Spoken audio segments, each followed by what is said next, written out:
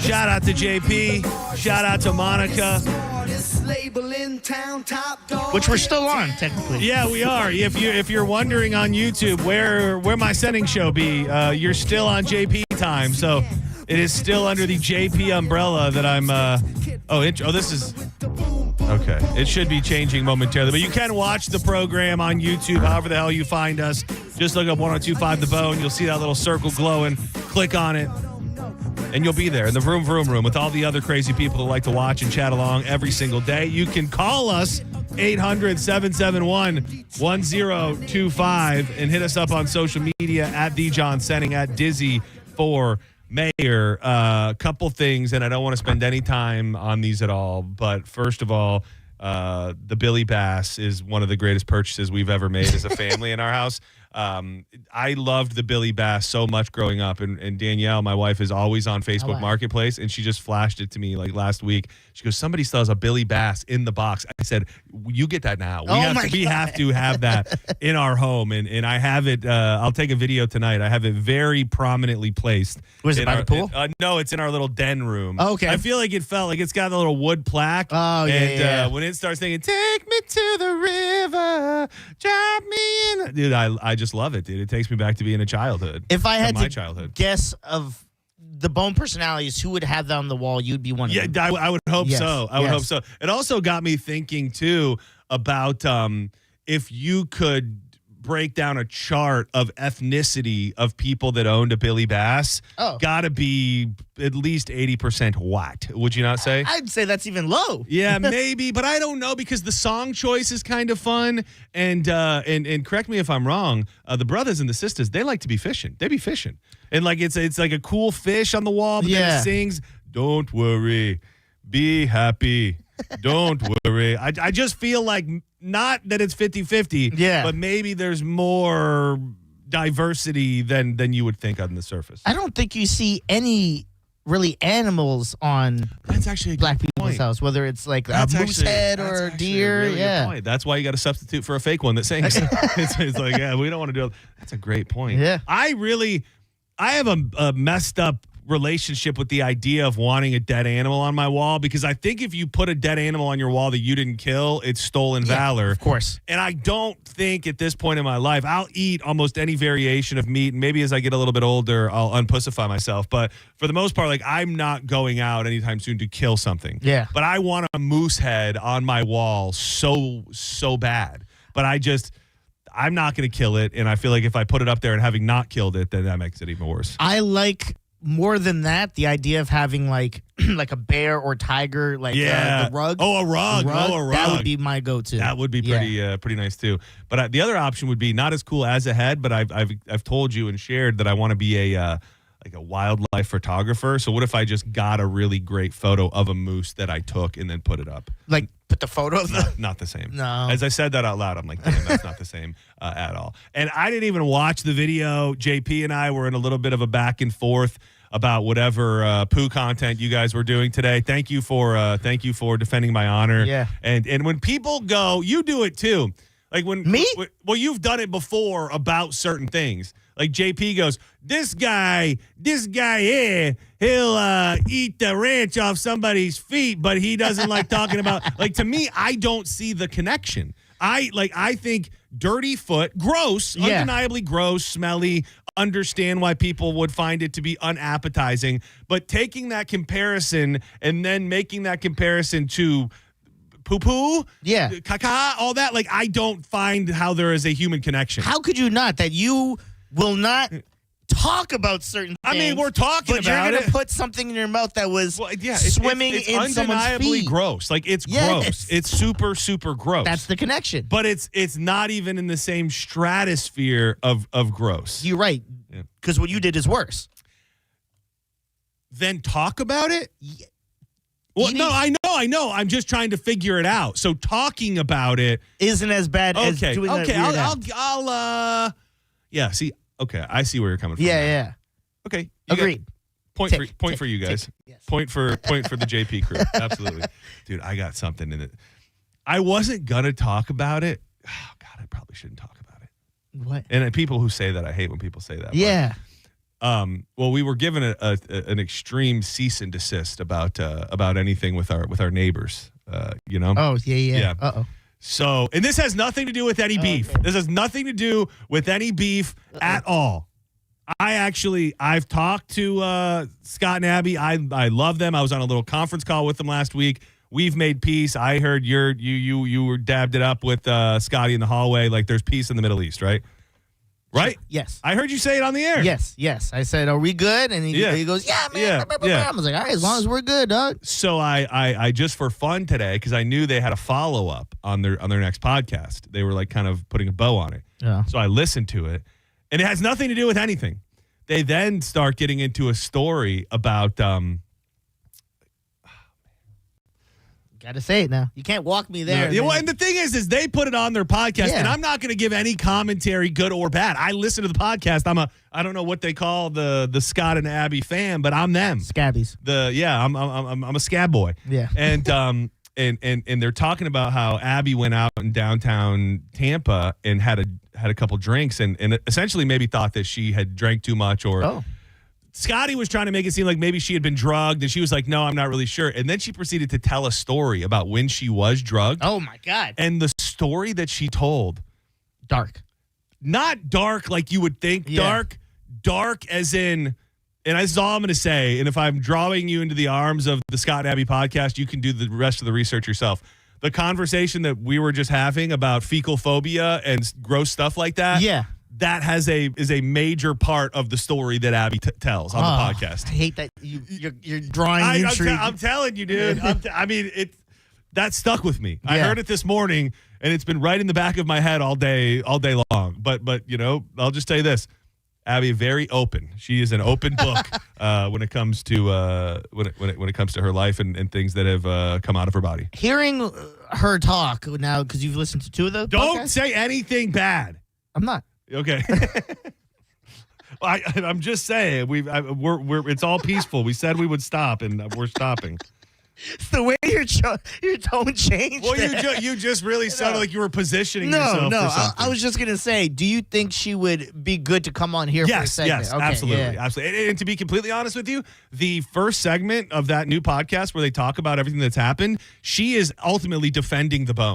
And defending everybody here. They don't know me. They didn't know anything was going on. I didn't take it personally. Like there is, I believe, peace has been achieved. Yeah. But she tells a story with vivid detail about something that happened to her that I'm listening to it going, damn, I can't believe you just told that story. I can't believe you just shared the dirty details of this story. So Billy Bass, Poo Poo, I think I covered all of my JP stuff. Now I can get to the real announcement that we're making here today. I just learned about it roughly 30 minutes ago, and I didn't tell Diz because I wanted him to find out against his will as well. Week from today, big day in Tampa Bay, and I'm very excited about it. I am not necessarily the type of guy that watches baseball in and out every week, but I am very, very, very excited that the Trop is back. It is fixed, and opening day will take place at Tropicana Field a week from today, and ya boys will be broadcasting live from Fergs a week from today. So make your plans. We will be live 1 to 4 at Fergs. I've done stuff on opening day before. It's awesome. Like whether you like baseball or not, opening day is a huge party, especially in that area down in front of Fergs. I think they're closing off the street. So it's all courtesy of our friends over at Bud Light. The beverages will be flowing, and I kind of like it because it kicks off cruise week. So then we got a party show on Monday, and then we got to make it through Tuesday and Wednesday, and then Thursday we're going to be on the high seas. So make your plans now. If you're not off of work, take off of work and come down, drink with us, and hang with us from 1 to 4 at Fergs as the Trop reopens its doors for the first time in a long time.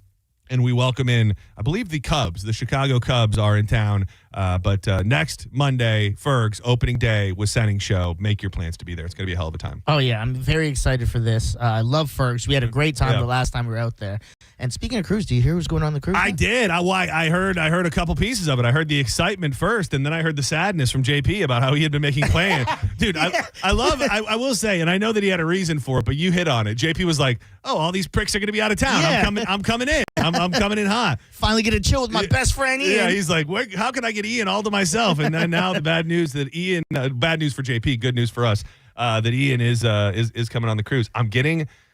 I'm very weird with vacations and plans in the first place because until they're here, they stress me out. I know that's a weird thing, but it's just no matter what I'm doing or where I'm going, like the buildup is always stressful to me. And I'm now entering that window of excitement. Yeah. And the plans are locked in, how we're getting there. I've done all of my check-in. I officially got locked in for my drink package. I meant to ask you, because I heard him discussing it this morning as well. Are you doing the Royal Club thing? No, because I can't get the drink package because what Tom about would now? have to get it. Oh, yeah. I thought you were rooming with Ian now, but Ian doesn't drink anyway. He doesn't drink either. Yeah, so whoever I'm rooming with, they're always like, "We're gonna send the sober guy in with Dizzy." I wonder if we can finagle that a little bit. That would be awesome if we can. Yeah, I don't want you sleeping in the bed with me, but if we put it on paper that you were, I wonder if. Maybe. I could poke around a little. Yeah, that'd be interesting. We could see. Either way, because I don't want to sign myself up to go do something and then find out that I'm the only one that's doing that. I was going to do it, but then I thought, all right, well, I'm already doing that the night before. Now that if I'm NASA, I don't want to go back to back doing the same thing. Like, you know what I mean? You mean as far as like private island, get off, go do that. Have you ever been to Atlantis? No, and I my cousin's always telling me we gotta go. I want to go because I've never been. Yeah. But when we were on the California cruise years ago and it got diverted because of a storm, we were supposed to go there. And I was so pumped to hit up the water park because it's like, I guess, an insane water park that like takes you under the water, like slides that take you under the water and stuff. So I had been wanting to do that. So if we have a crew that would be interested in that, I'd like to throw my idea in the ring. But I don't know what everybody else is doing. I would be into that. All he kept telling me, this is the way he pitched it. He's like, yeah, we got to go and sit in the big chair. I'm like, that doesn't sound fun. Well, at Atlantis? Big chair, yeah. I'm like, no. I skipped it. Out of all the things you could pitch to somebody, big chair. The big chair. That's so weird. Is it like rub your butt cheeks or something? I don't know. He's just like, oh, it's such a cool chair. You got to get a photo in it. Bahamas is a lush oceanside resort located in Paradise Island, boy. The resort features 5 distinct hotels. We won't be staying in any of those. I really just want to find out more about I'm going to tell you, dude, 90% of this whole cruise experience for me, you're going to find me on the water slide. That's the chair. What the hell? It's not even a big chair. I just noticed. I'd never seen it before. That's the first time I looked up. Did that come from somewhere famous? Like, did they bring that from the bottom of the sea? Or like, where? Yeah, I mean, I love a big chair as much as anybody, but how did you get a picture of the chair with Ian Beckel sitting in it already? That's Marcus next to him. Are those people you know? Or that's just the picture of the chair? I don't assume that you guys all know each other. I just didn't know. You know what I mean? It's my uncle. Oh, it is? No. I just didn't know if you found it from Atlantis.com or if you just had that ready to fire off. I put Bahamas, Nassau, Atlantis chair. Make sure they're black. Yeah. Well, you found what you were looking for. Senning Show, you're live on the air. Who's this? Hey, how's it going? My name is Nick. What? Nick. What's up, Nick? How you doing? Hey, how's it going? I was just letting Dizzy know that there's a workaround with the whole drink package. Like, you could just say the other person is like a recovering addict or something like that, and they can't prevent you from getting it. Yeah, I have heard there are medical reasons, but then you are essentially encouraging somebody. I mean, that means he's probably going to have to, you think Tom's going to have to put forth paperwork and prove that something's up? Yeah. No, as far as I know, I mean, I've done it a few times. Like, my girl doesn't drink, and I do, and she's never had to provide any type of paperwork. So, all right, well, maybe we'll poke around a little bit. You could probably got to get all soft up, you know. You are damn right about that. Thank you, Doug. You probably could, at least ask Diane. She seems like she probably knows what's up. Yeah, you're probably right. I didn't think of that. To just reach out to her and be like, hey, what's up? Dude, I'm looking at these freaking water slides. Oh, dude, there it is. Look at this. Hold on. Serpent slide. Oh, on the 5-story corkscrew serpent slide, guests travel on a tube at high speeds through the darkness of the Mayan temple core. The twisting and turning ride culminates with a leisurely pass through a clear acrylic tunnel submerged in a lagoon filled with amazing marine life. And this lady's in here, and there's a big-ass shark right over her head. What? That sounds fun. I mean, yes, and terrifying. I'm gonna end up at the water park by myself. I'm sorry. Is that all at Nassau? I mean, not Nassau. This Atlantis? is at Atlantis. Yeah, we're going. Let's do it. How much does it cost? Hold on. We'll figure all that out. All right. Don't you worry. aqua adventure, slides, rivers. Did I love a river ride? All of those things sound like great fun. Senning Show, you're live on the air. Who's this? There's Randall. Randall, what up, dude? Hey, if you go to Atlantis, go downstairs and go walk underneath the aquarium. Is that really kind of like cool what I was stuff. talking about, where you can look up and see all the animals in there, the sea life? Exactly. And go gamble, because every time I've been to Atlantis, it's been very, very good to me. All right, maybe I'll throw I'm not a good gambler, but maybe I'll throw a few bucks in a slot. Look at this, dude. You're like swimming, and then there's like sea creatures right there in That's front cool. of you. That is cool. I don't know why it's so empty, though. It's definitely going to be slammed. Oh, yeah, that yeah. thing. It's like 3 people. This was closed. It was closed on that day. So yeah, we got to check that out. Shout out to everybody who made the National Meat Day a great success. Lex and obviously Danny from the brisket shop.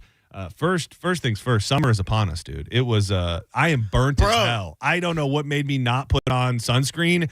But my shoulders and neck and back right now are my neck, my back, all of them are just bloody red. Yeah, it reminded me of. Well, actually, I don't want to say that because that sounds like I'm insulting something else. The comment I made, what it reminded me of when we were there. Okay. Yeah, there was not a lot of shade. Yeah, unless you were working. So Drew and them had it right because they got the table with the little umbrella. That was fine. It was, and so this was the part that you did not see because I was asked to be a judge and I didn't know where to go or what to do or how to get there or anything like that. So I walk up and immediately they're like, come sit down. You already missed the dish. Oh. So I got to be a part of the pork judging. Yeah. And I've done something one time before at the Pig Jig years ago with the All Stock crew judging stuff. But this one, it just kept coming and kept coming and coming.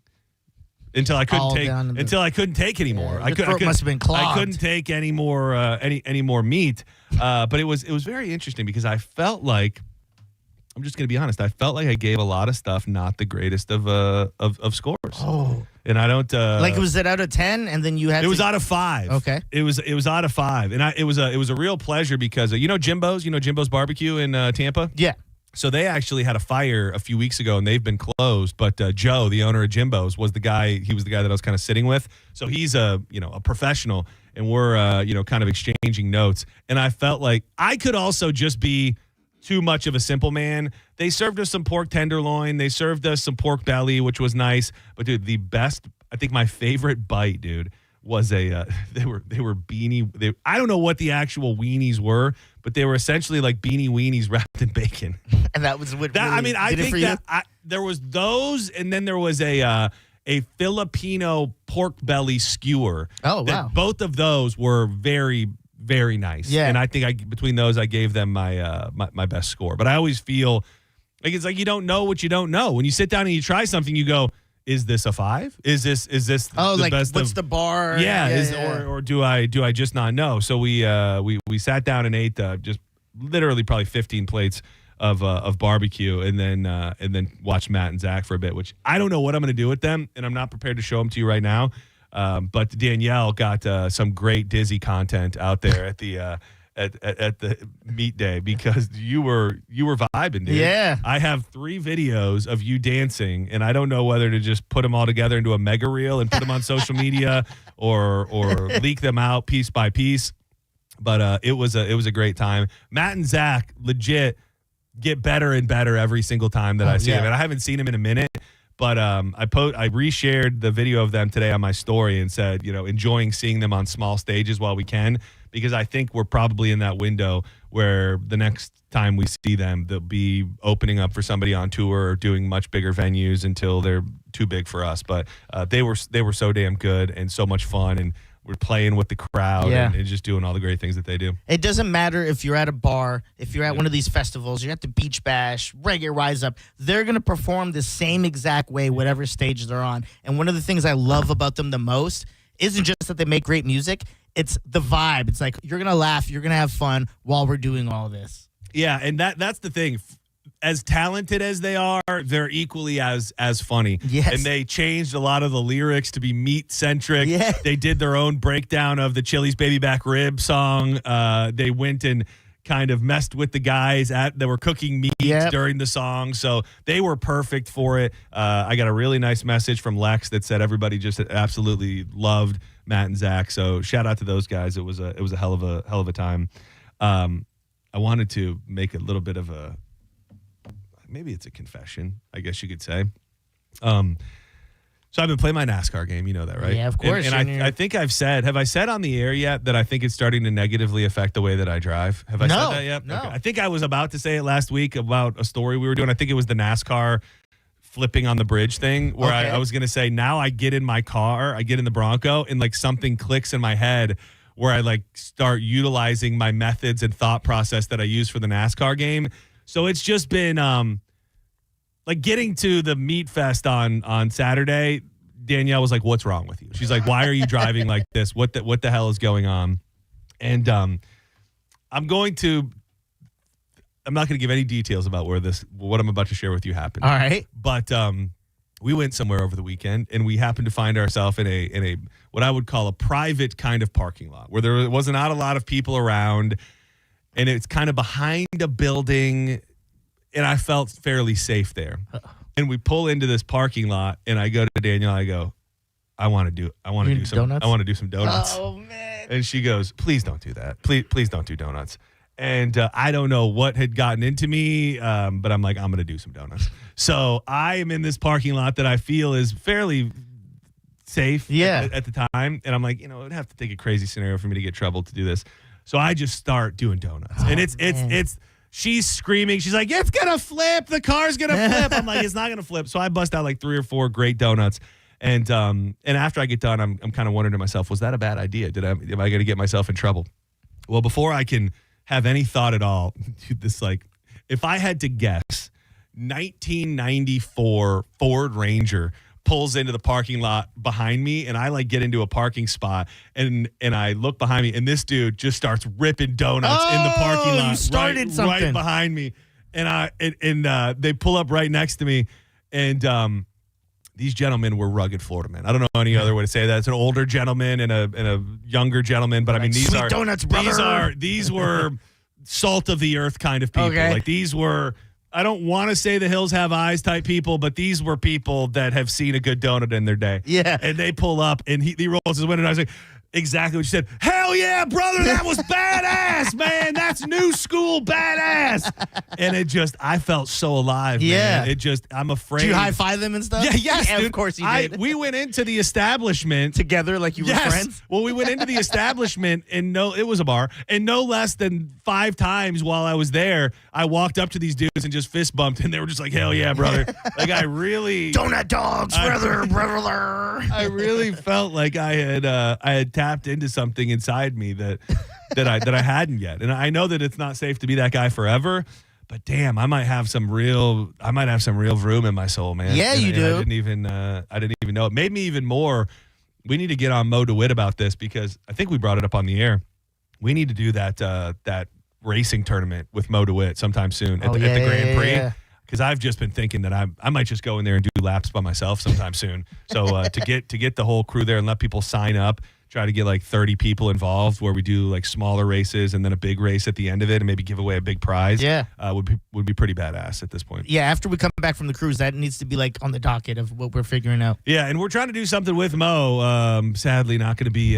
He's not going to be he's not going to be on the cruise. But his family over his boys. He did, and I guess people do that every now and again. I meant to do it over the weekend. I'm going to do it tonight. I want to do an unboxing of the magnets. I have there's 2 big boxes of magnets, and I want to do an unboxing and debut them on social media. So I'll record the video at some point when I get home tonight. So make sure you check out at the John Senning. We'll share it at 1025 The Bone. Check out his episode 1 of martini drinking. The martinis, and then what else happened? Oh, the guy. Did you see that other video that I posted from over the weekend of the guy accosting me at a local establishment? Oh, the drunk guy. Yeah. Who came over? I don't think you can hear it in that guy has no idea who I am, by the way. Oh, he didn't? Everybody in the comments is like, oh, you're big time. This is being bothered. That guy had no clue who I was. Like, this was just my whole life, my dad used to tell me that my mom, and this is no disrespect to that guy because he seems like a sweet guy, no disrespect to anybody, but my dad used to always say to us, your mom is a weirdo magnet. Like we would go out in public and like people would come up to her and start talking to her. I get that. And I have a little bit of that in me. So this guy came over and the first thing he said to me was, I was in the emergency room yesterday. And then he starts legit like dropping it low. He starts shaking his ass and dropping it low. And he said he's had some problem with his spine or his back. And I was just in awe that he could drop it so low while being in so much pain. So go check those things out before I do the unboxing tonight.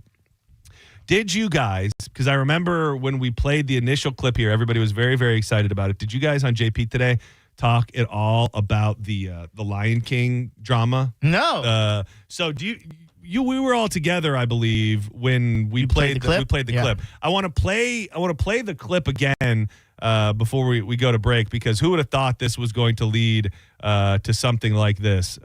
Stand by. For those from a certain era, if you have children, everybody loves the Lion King, and this was I guess the guy's a comedian, and he was on a podcast recently.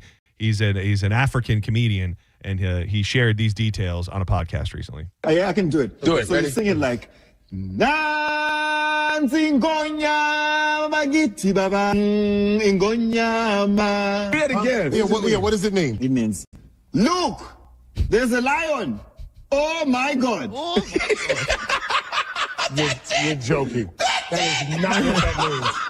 That is not what that means. That's exactly what it means. That's what it means. Look, there's a lion. Oh my God. Look, there's a lion. Oh my God. It's a lion. So that was fun, and a lot of people I know shared it, and I think everybody took it fairly at face value, and it might not be quite as bad, but it's pretty bad because the headline reads, hold on, I have two articles here, and I'm hoping I have the video of him getting served. Lion King lawsuit.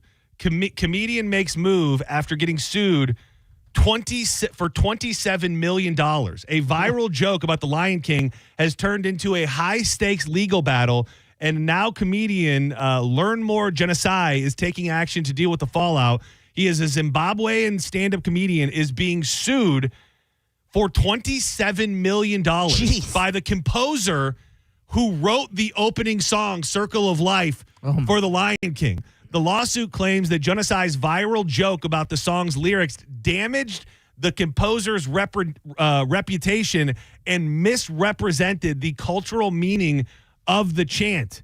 In response, Genocide has begun raising money for his legal fees using humor. Once again, he recently posted a photo on Instagram wearing a black T-shirt with a cartoon design of himself lifting a lion paired with the words, "It's a lion." And the text on the image says, "Help me pay my legal fees." But the thing is that it's not completely wrong. Hold on. I think What do you mean, the lawsuit? No, his quote. Yeah. Like what he said was not completely wrong. And it's comedy, so isn't that free? Like you're allowed to make jokes. They can't sue him for making a joke, even if it's a little off, right? Yeah, so there's a little bit of the translation is, here is a lion. They said, Father, hey, Father, we will win. So it's not exactly what he said, and I guess that's enough for this guy who composed it to think he can get him for $27 million.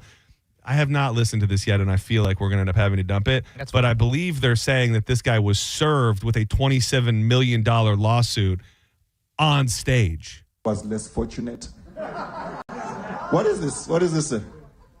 Yeah. That did happen. We knew that was going to happen. So I guess you have to serve people where you know that they're going to be. Yeah, usually work is like where you get served. I feel like we've seen multiple comedians be served while they're on stage. I mean, I'd like to think you could wait until maybe he's done or he's wrapping up, but the dude comes up and throws the papers at his feet right when he's in the middle of his set.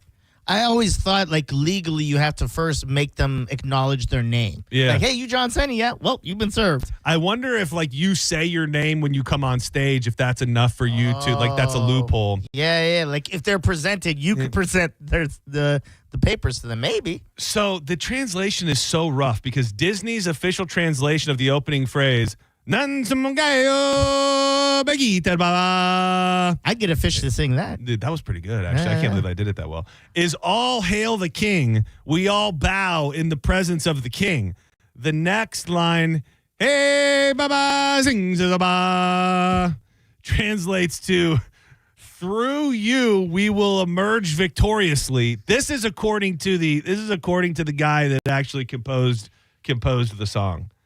Dude, if this guy can be sued for $27 million, we're in trouble, man. Yeah. I mean, $27 million? That's insane. I don't think this is going to stick. But also, if he's working anywhere close to Disney and they got the lawyers, this guy's in trouble. The lawsuit describes the chant as royal praise poetry written in Izulu and Izahusa. Does that sound right? Yep. Although it is featured in the Circle of Life, the lawsuit says it stands independently as an African vocal proclamation grounded in South African tradition.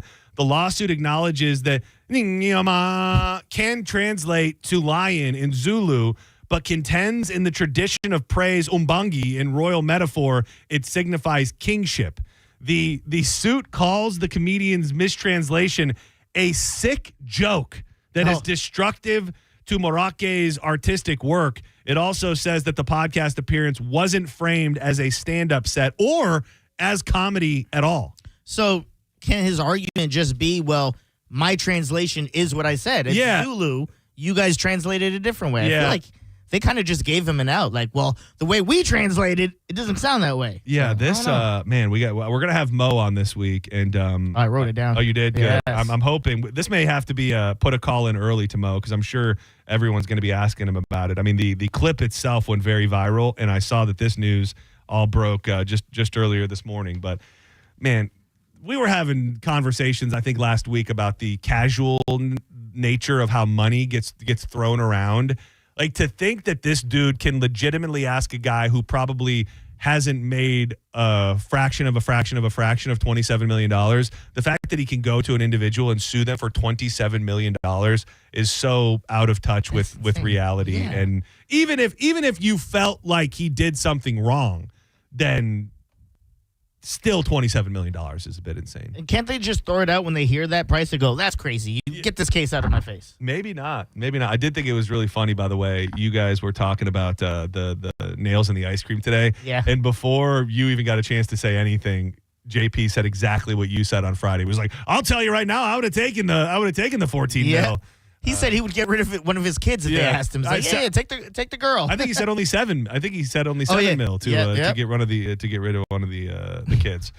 Don't go anywhere. When we come back, man, I think things have calmed down. But when I was going to bed last night, I officially saw the news first from Dennis Phillips, and then I went to Facebook, and I have like 3 or 4 Facebook friends that were posting, "Pray for us. Our property might not make it through the night." A natural disaster that is normally taking place in the mountains and out west has hit the Tampa Bay and beyond area, I guess you could say.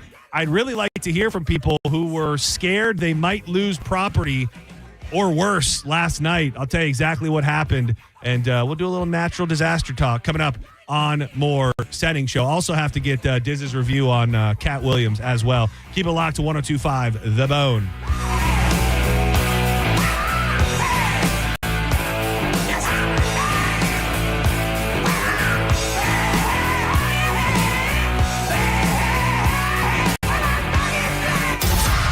You're listening to Senning Show on 102.5 The Bone. 102.5 The Bone. It's talk radio where we say what we want all day long. You know that crazy you think about all day, every day? Well, you may think it, but we say it. That is 102.5 The Bone. Real raw radio. In a motorcycle accident, the details make all the difference. Was the driver who hit you not paying attention? Were there hazardous road conditions? Were there eyewitnesses? We don't depend on the accident report because it's not admissible in court. We conduct our own investigation.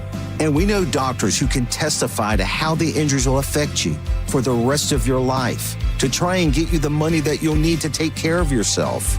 Farrah and Farrah. Tampa. Walk-ons in Tampa and Wesley Chapel are always a win.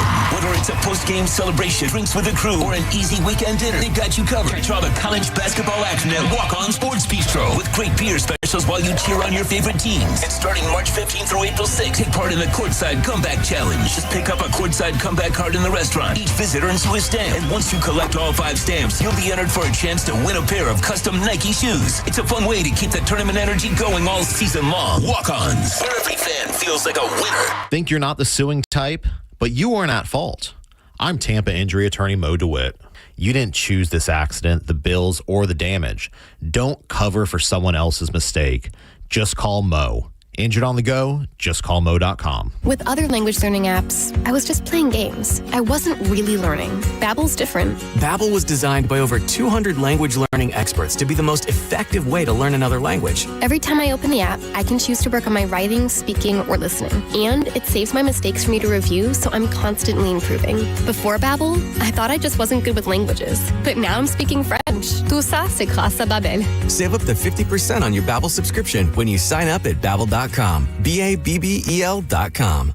I know that hiring can be challenging. You need someone to match your role perfectly. Well, now you can meet them fast on ZipRecruiter. Build your team, build it sooner. Meet your match on ZipRecruiter. Just head to ZipRecruiter.com/free right now to try it for free. That's ZipRecruiter.com/free. Meet your match on ZipRecruiter. Try it free. A world of taste awaits at Busch Gardens Tampa Bay during the Food, Wine, and Garden Festival. Guests can sip and savor their way through flavorful eats and treats while enjoying 20 live concert performances, all included with park admission. The Food, Wine, and Garden Festival returns Fridays, Saturdays, and Sundays now through May 10th, 2026. Being in a crash, don't let the system scare you. We make it simple. Farrah and Farrah. Tampa. Now, back to Real Raw Radio. Sponsored by Anajar and Levine, accident attorneys. Call 1-800-747-FREE. That's 1-800-747-3733. You might know nothing, but at least you'll know that thing. Brought to you by Just Call Mo, Tampa's injury attorney. That thing. It's time for That Thing right now on Senning Show. 1, 2, you know what to do. Some people call me the space cowboy. Yeah. Some call me the gangster of love. Some people call me Maurice. 'Cause I speak of the pompatus of love. People talk about me, baby. Welcome back to Senning Show. I'm John Senning. He is Dizzy.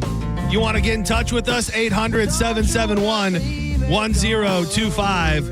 We will do some vroom vroom coverage right around 2:30-ish.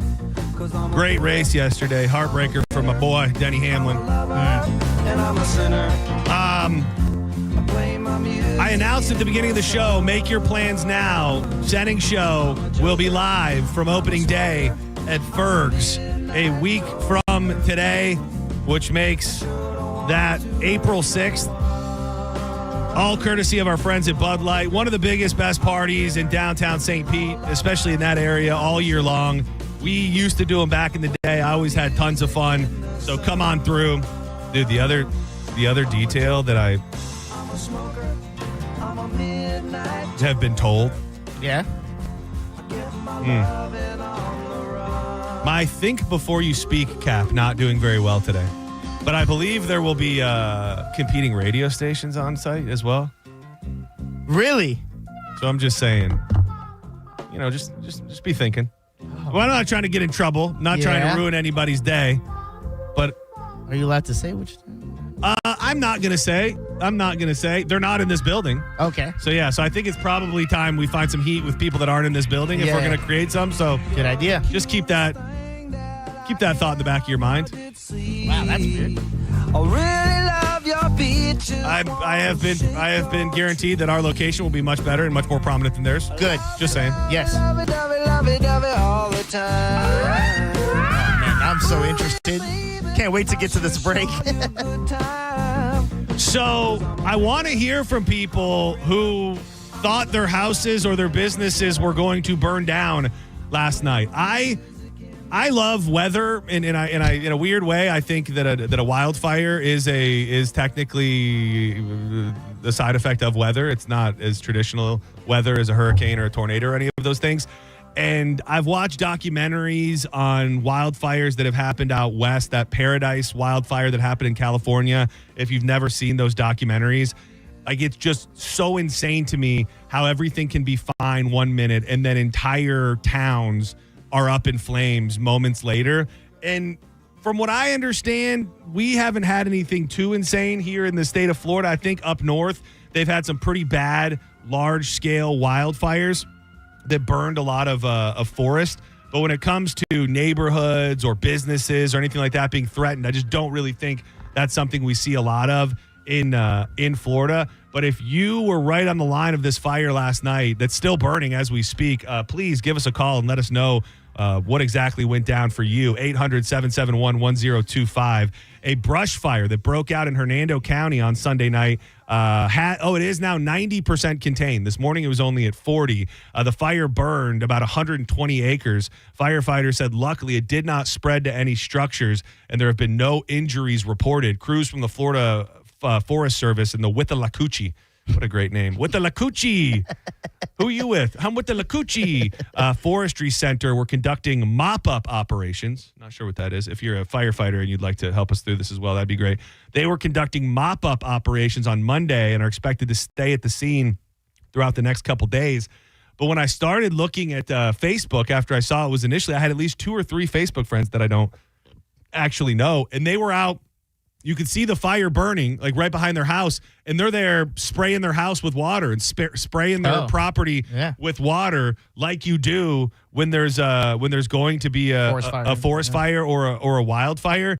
And that out of all of the different natural disasters that we have to prepare for in a million different ways, when a hurricane comes, we go to the store, we stock up, we get the generator, we get gas, all of that.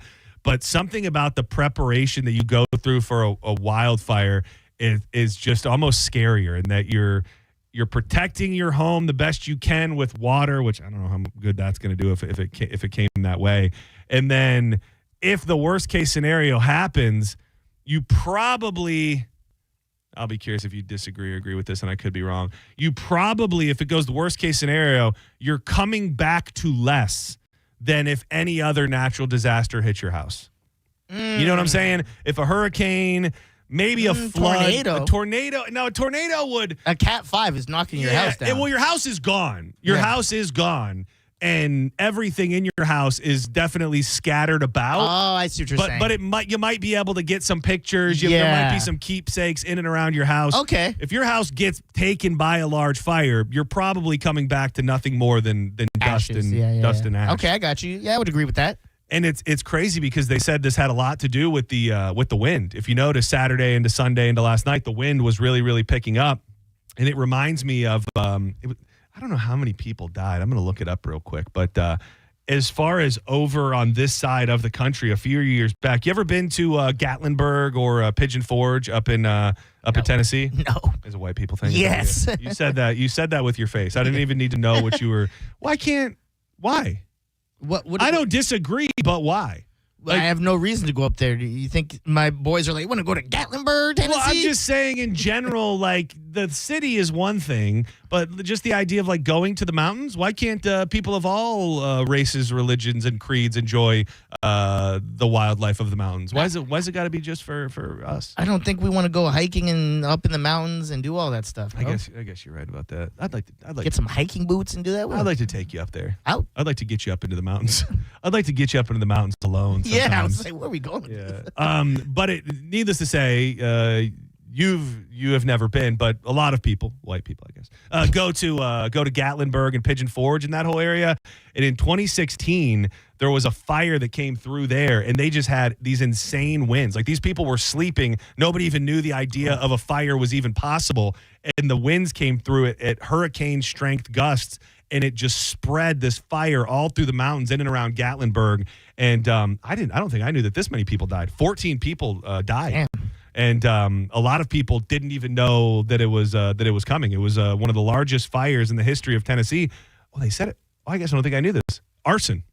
Oh. Somebody started the. I think it was just a kid being stupid and then it caught on, or do you think it was just like literally a crazy arsonist? Who the hell is this? Did they catch this guy? Oh, investigation and arrest. 2 unnamed juveniles. Oh, kids, yep. Were initially charged with aggravated arson in connection to the fires. These were dropped due to lack of evidence.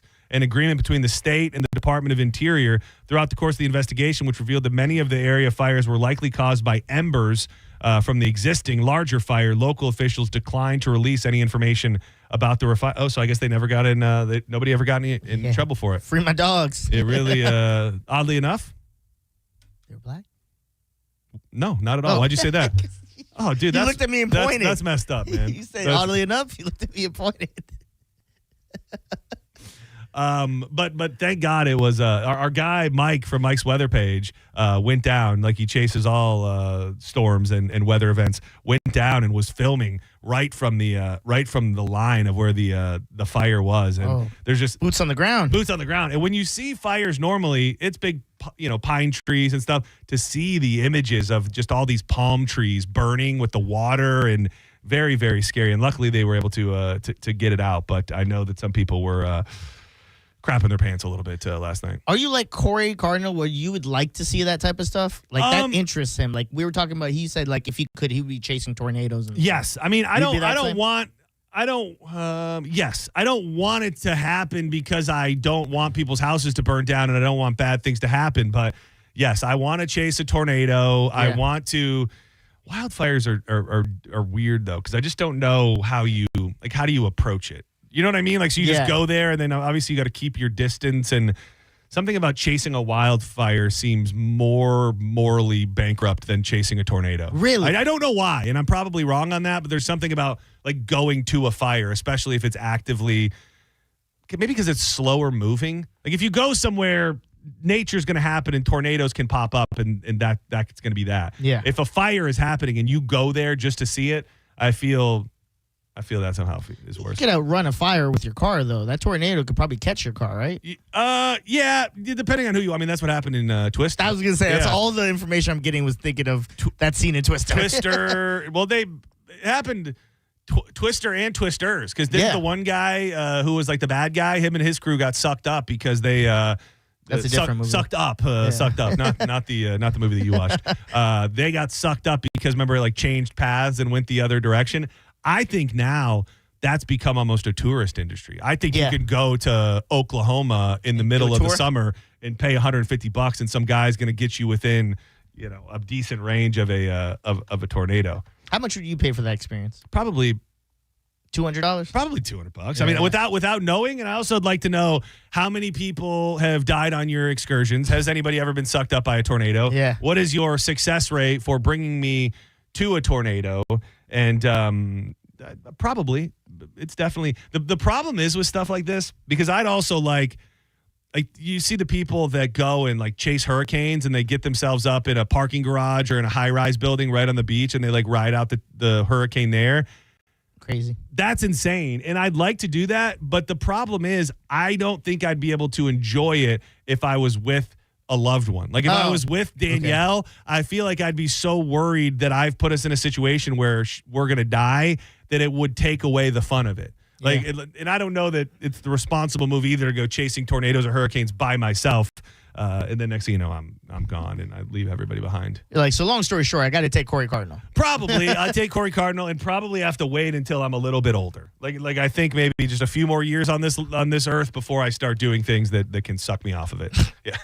Suck me off of the earth. Yes. Yeah. You know what I'm saying. Senning Show, you're live on the air. Were you in the fire last night? No, but about outrunning fires, they go about 80 miles an hour out west, so you're not outrunning a fire. Yeah, you're not wrong. Sometimes they do be moving very, very fast. I brought it up. What the hell was it? It was a movie that I watched recently. Matthew McConaughey. The movie. bus thing. Yeah. Did you watch that too? No, absolutely. You watched that one? But I was a wildland firefighter out there out west. Oh, really? And- What part? Yeah.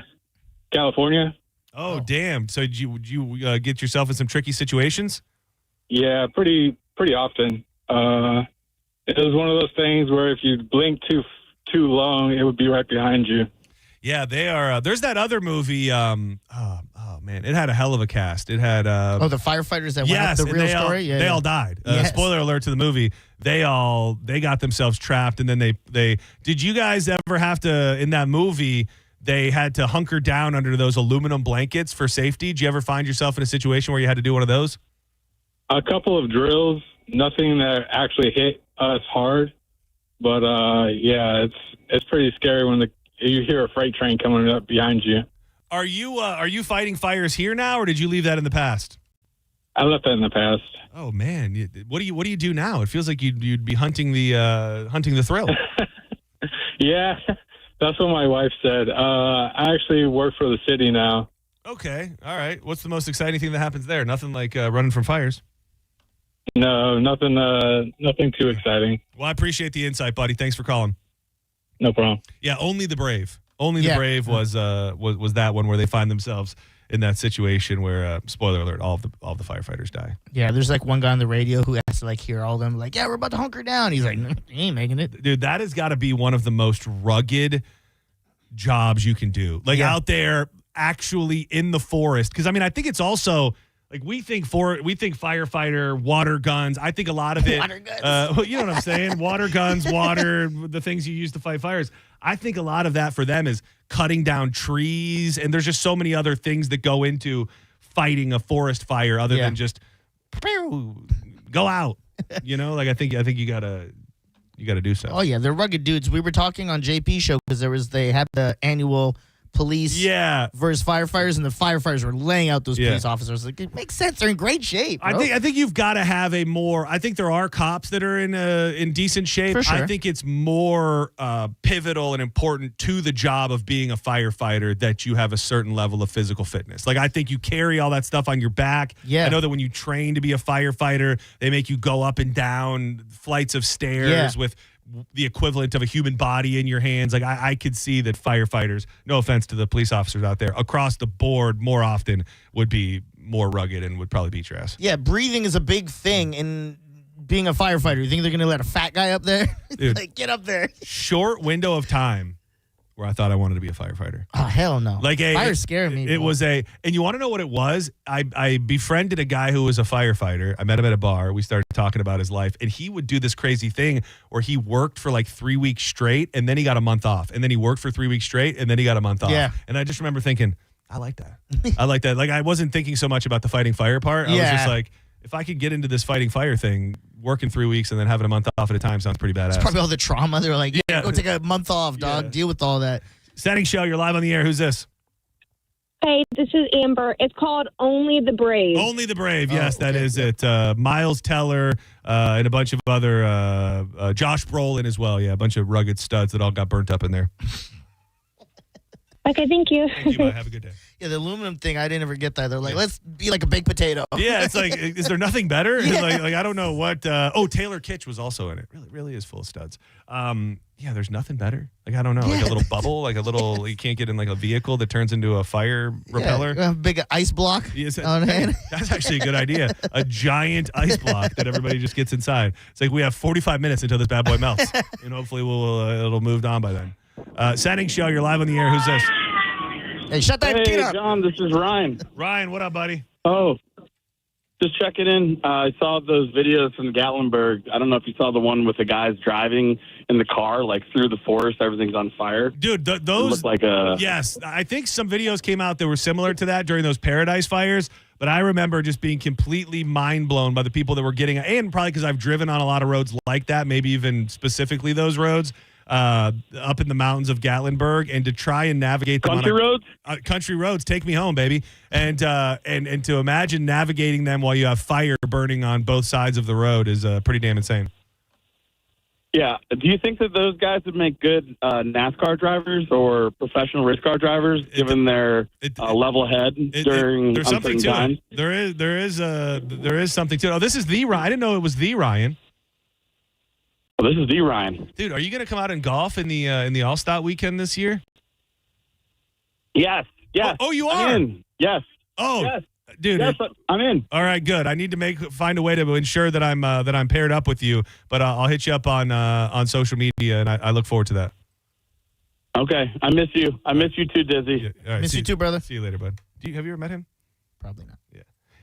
We did like 3 years ago. You could win yourself into a group to golf at the All-Star weekend, and we ended up with him and his buddy, and they were just a good time. Yeah. For lack of a better detail, they were just a good time. His buddy ended up jumping off the course and was playing wiffle ball with some kids that were playing baseball in their backyard, and he ended up breaking the kid's bat, and it was a whole thing. Just fun times. Why'd he break? Oh, like just playing. I don't vividly remember. It gets a little hazy, but I just remember it was like he did that, and then he broke their bat. He was like, "Sorry about that," and then he just left off.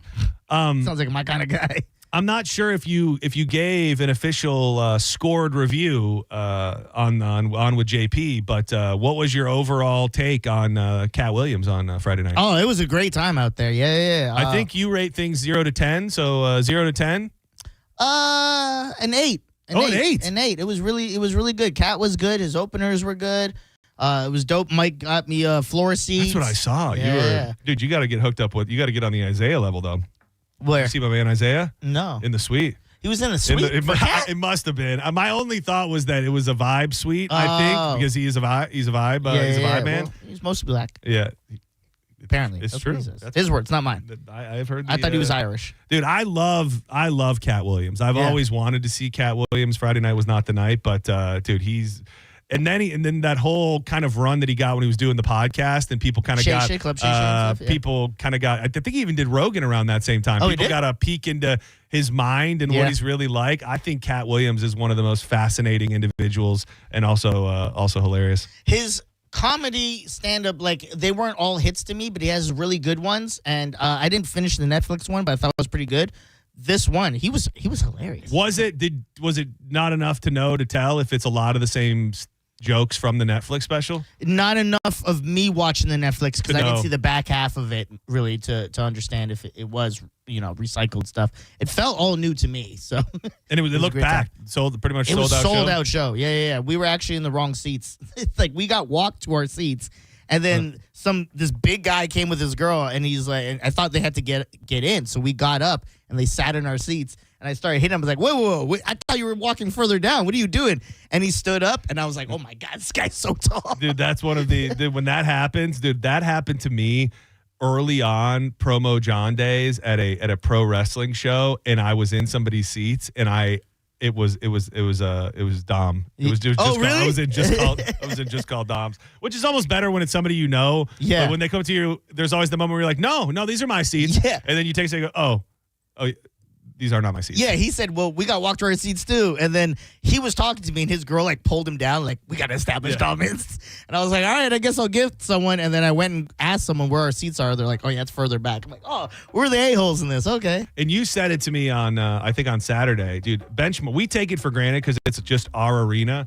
But Benchmark International Arena is legit probably one of the nicest arenas in the entire country. Yes. And I think we forget how good it is. If you go around and like visit the arena in every single town, it doesn't take you long to realize that Benchmark, there's a reason why they're always winning like premier arena in the entire country. Yeah, I would say if you go to one of those shows, though, be aware that they stop selling drinks early. Yeah, that does happen. I don't know who, because somebody's going to correct me on this. I don't know how early they stopped selling at Lightning games. Okay. But like when we went to the concert at Ray J, they stopped serving super early. So I don't know if they get to pick and choose the shows that they stop serving early for. Kat was on maybe 10 minutes. She had to go to the bathroom. So I was like, all right, let's go, because I thought I would have to show them my phone and pass. And we went, and then we were going to go get drinks. So like, we just closed. So we're like, what? He goes, yeah, there's only 40 minutes left. I'm like, that's a long time. Yeah. Were people boining? Were people boining in Benchmark? 100%. Definitely there was one security job that thought like they were gonna like save the world because they were like looking around for it and stuff like that. Didn't find it. You have to. No, I was kidding. That's the thing. You have to at arena shows like that. You have to be at the rare show where there's so much that they can't keep up with it. Yes. Like if you're the one guy in an arena, and I'm not saying anybody should do this, but if you're the one guy in an arena, they're gonna find you. But sometimes you'll be at an event and you'll go, they can't catch us all. Exactly. Yeah, Taylor Swift, probably not the best time to smoke. Now I went to Buju Banton. That whole arena was smoked in up. the arena. Yeah. Yes. Hell yeah. All right, don't go anywhere. When we come back, we've talked in the past about the songs that make you cry. And specifically in this conversation, these are the movies that are known to make men cry. Diz, I'm going to be leaning on you a little bit. Often on lists of very popular movies, there's a bunch of them I've never seen. Okay. And there's quite a few on this list that I have never seen. If you want to call and share the movie or the show that has you crying like a little baby, we might be willing to part with some tickets today. So keep it locked right here to Senning Show. Try it first. Oh, you see, it's a blessing and it's not a Hawkins Home Service Co. If you are a homeowner and you're always worried about what to do if this goes wrong or that goes wrong, or you wake up in the middle of the night and the AC goes out, you need to know who to call when that time comes. You don't want to be thumbing through Google trying to figure out ratings and who does what and who's trustworthy, or if you have a Yellow Pages, trying to thumb through that. Hawkins Service Company really does handle it all. They do electrical, plumbing, HVAC, even pool repair. They've done a bunch of my lighting fixtures. They've come for my AC. They've helped me fix toilets. And they got my pool operating at just peak speeds. I can control it all with my Pentair pump right from my phone. And you can even book online. If it's your first time using them, make sure you mention that you heard about them on 102.5 The Bone. That'll be 10% off. But book online today at hawkinsserviceco.com. You're listening to Senning Show on 102.5 The Bone. You know what's awesome? Food and wine.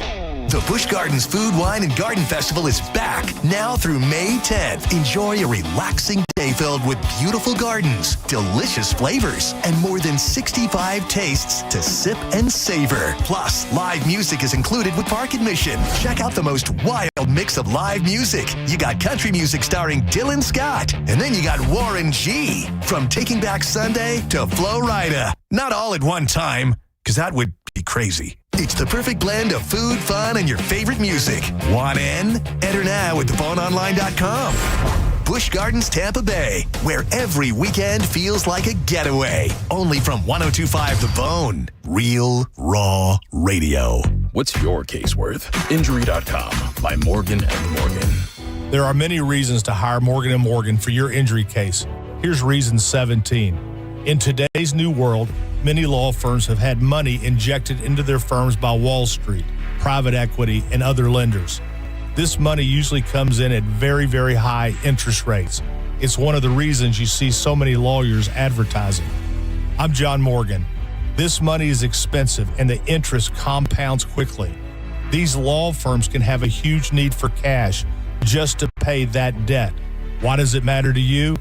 My fear is your case is settled early and for far less than it's worth, just to service the loan that has mafia-like rates. Our financial strength is your advantage. That plus our reputation makes our firm your firm. Visit forthepeople.com to see our results and verdicts. Morgan & Morgan, forthepeople.com. Injured? Dial pound law. Offices Tampa, St. Petersburg. Eligibility and results may vary. A beautiful, confident smile can change everything. It changes how people see you and how you see yourself. When you're proud of your smile, confidence comes naturally. At Sage Dental, we make that confidence possible. Using the latest technology, our caring team of dentists, orthodontists, and oral surgeons use minimally invasive techniques for the smile you've always wanted. Whether it's braces, clear aligners, implants, partial or full restorations, all of Sage Dental's personalized treatments are conveniently done right there in the office. With same-day and next-day appointments, call Sage now and visit our newest location in St. Petersburg. We work with most insurance plans. No insurance? No problem. Our Sage Care Plus plan can save you up to 65% on general or specialty dental care. Sage Dental, leading with innovation centered on care. Call 800-299-1100. 800-299-1100. That's 800-299-1100.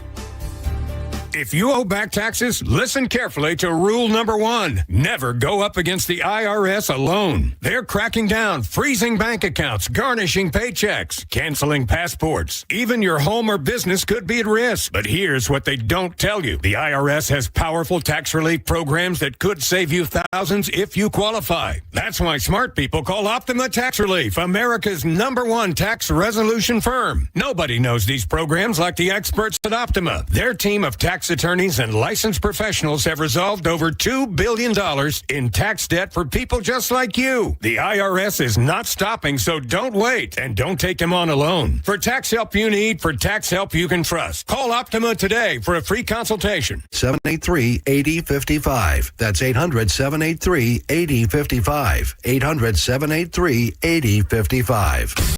Optima Tax Relief. Some restrictions apply. For complete details, please visit OptimaTaxRelief.com. 1025 The Bone.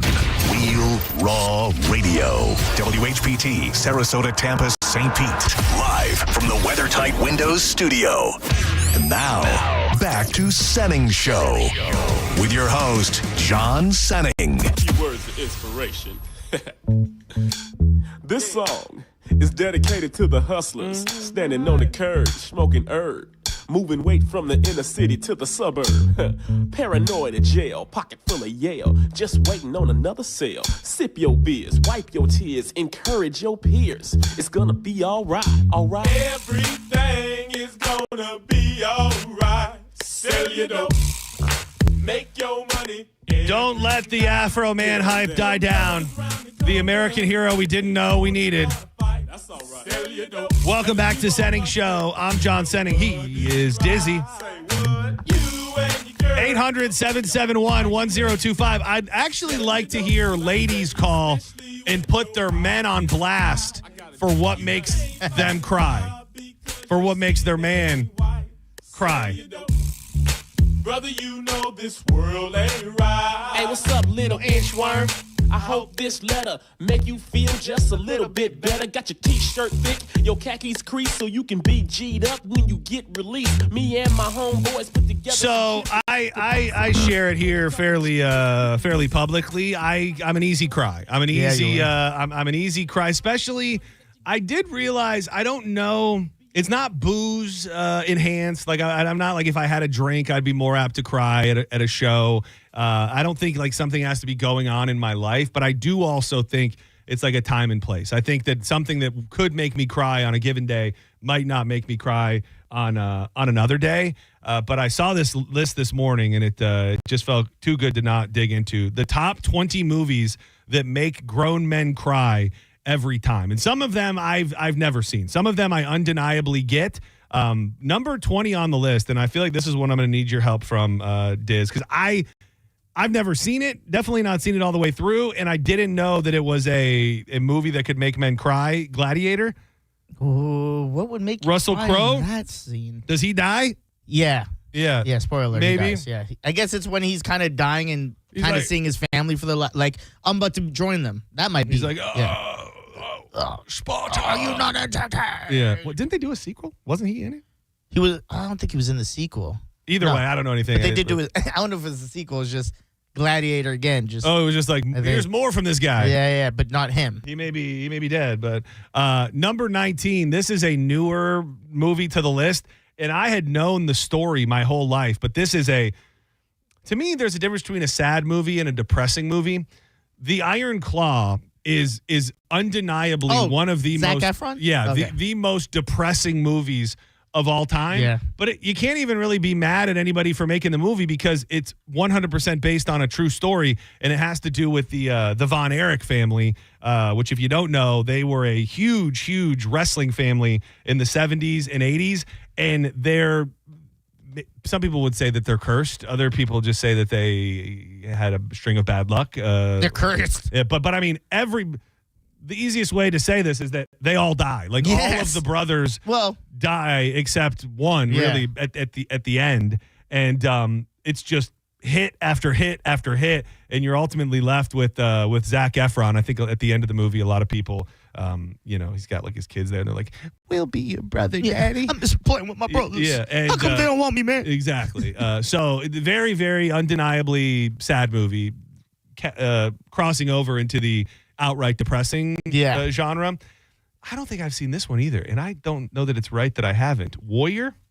Come out No, and not that one. Warrior. with Tom Holland. Tom Holland. Yeah, he's like a MMA fighter. An MMA. He was like a war veteran that goes and fights in this thing, right? Yeah. Was it sad? Does he die in the ring? I didn't watch the movie, to be honest. Okay. An estranged family finds redemption in the unlikeliest of places. Tommy, an ex-Marine with a tragic past, returns home and enlists his father, Nick Nolte. Okay, I understand. Heartfelt, all those things. You know, it's a sleeper.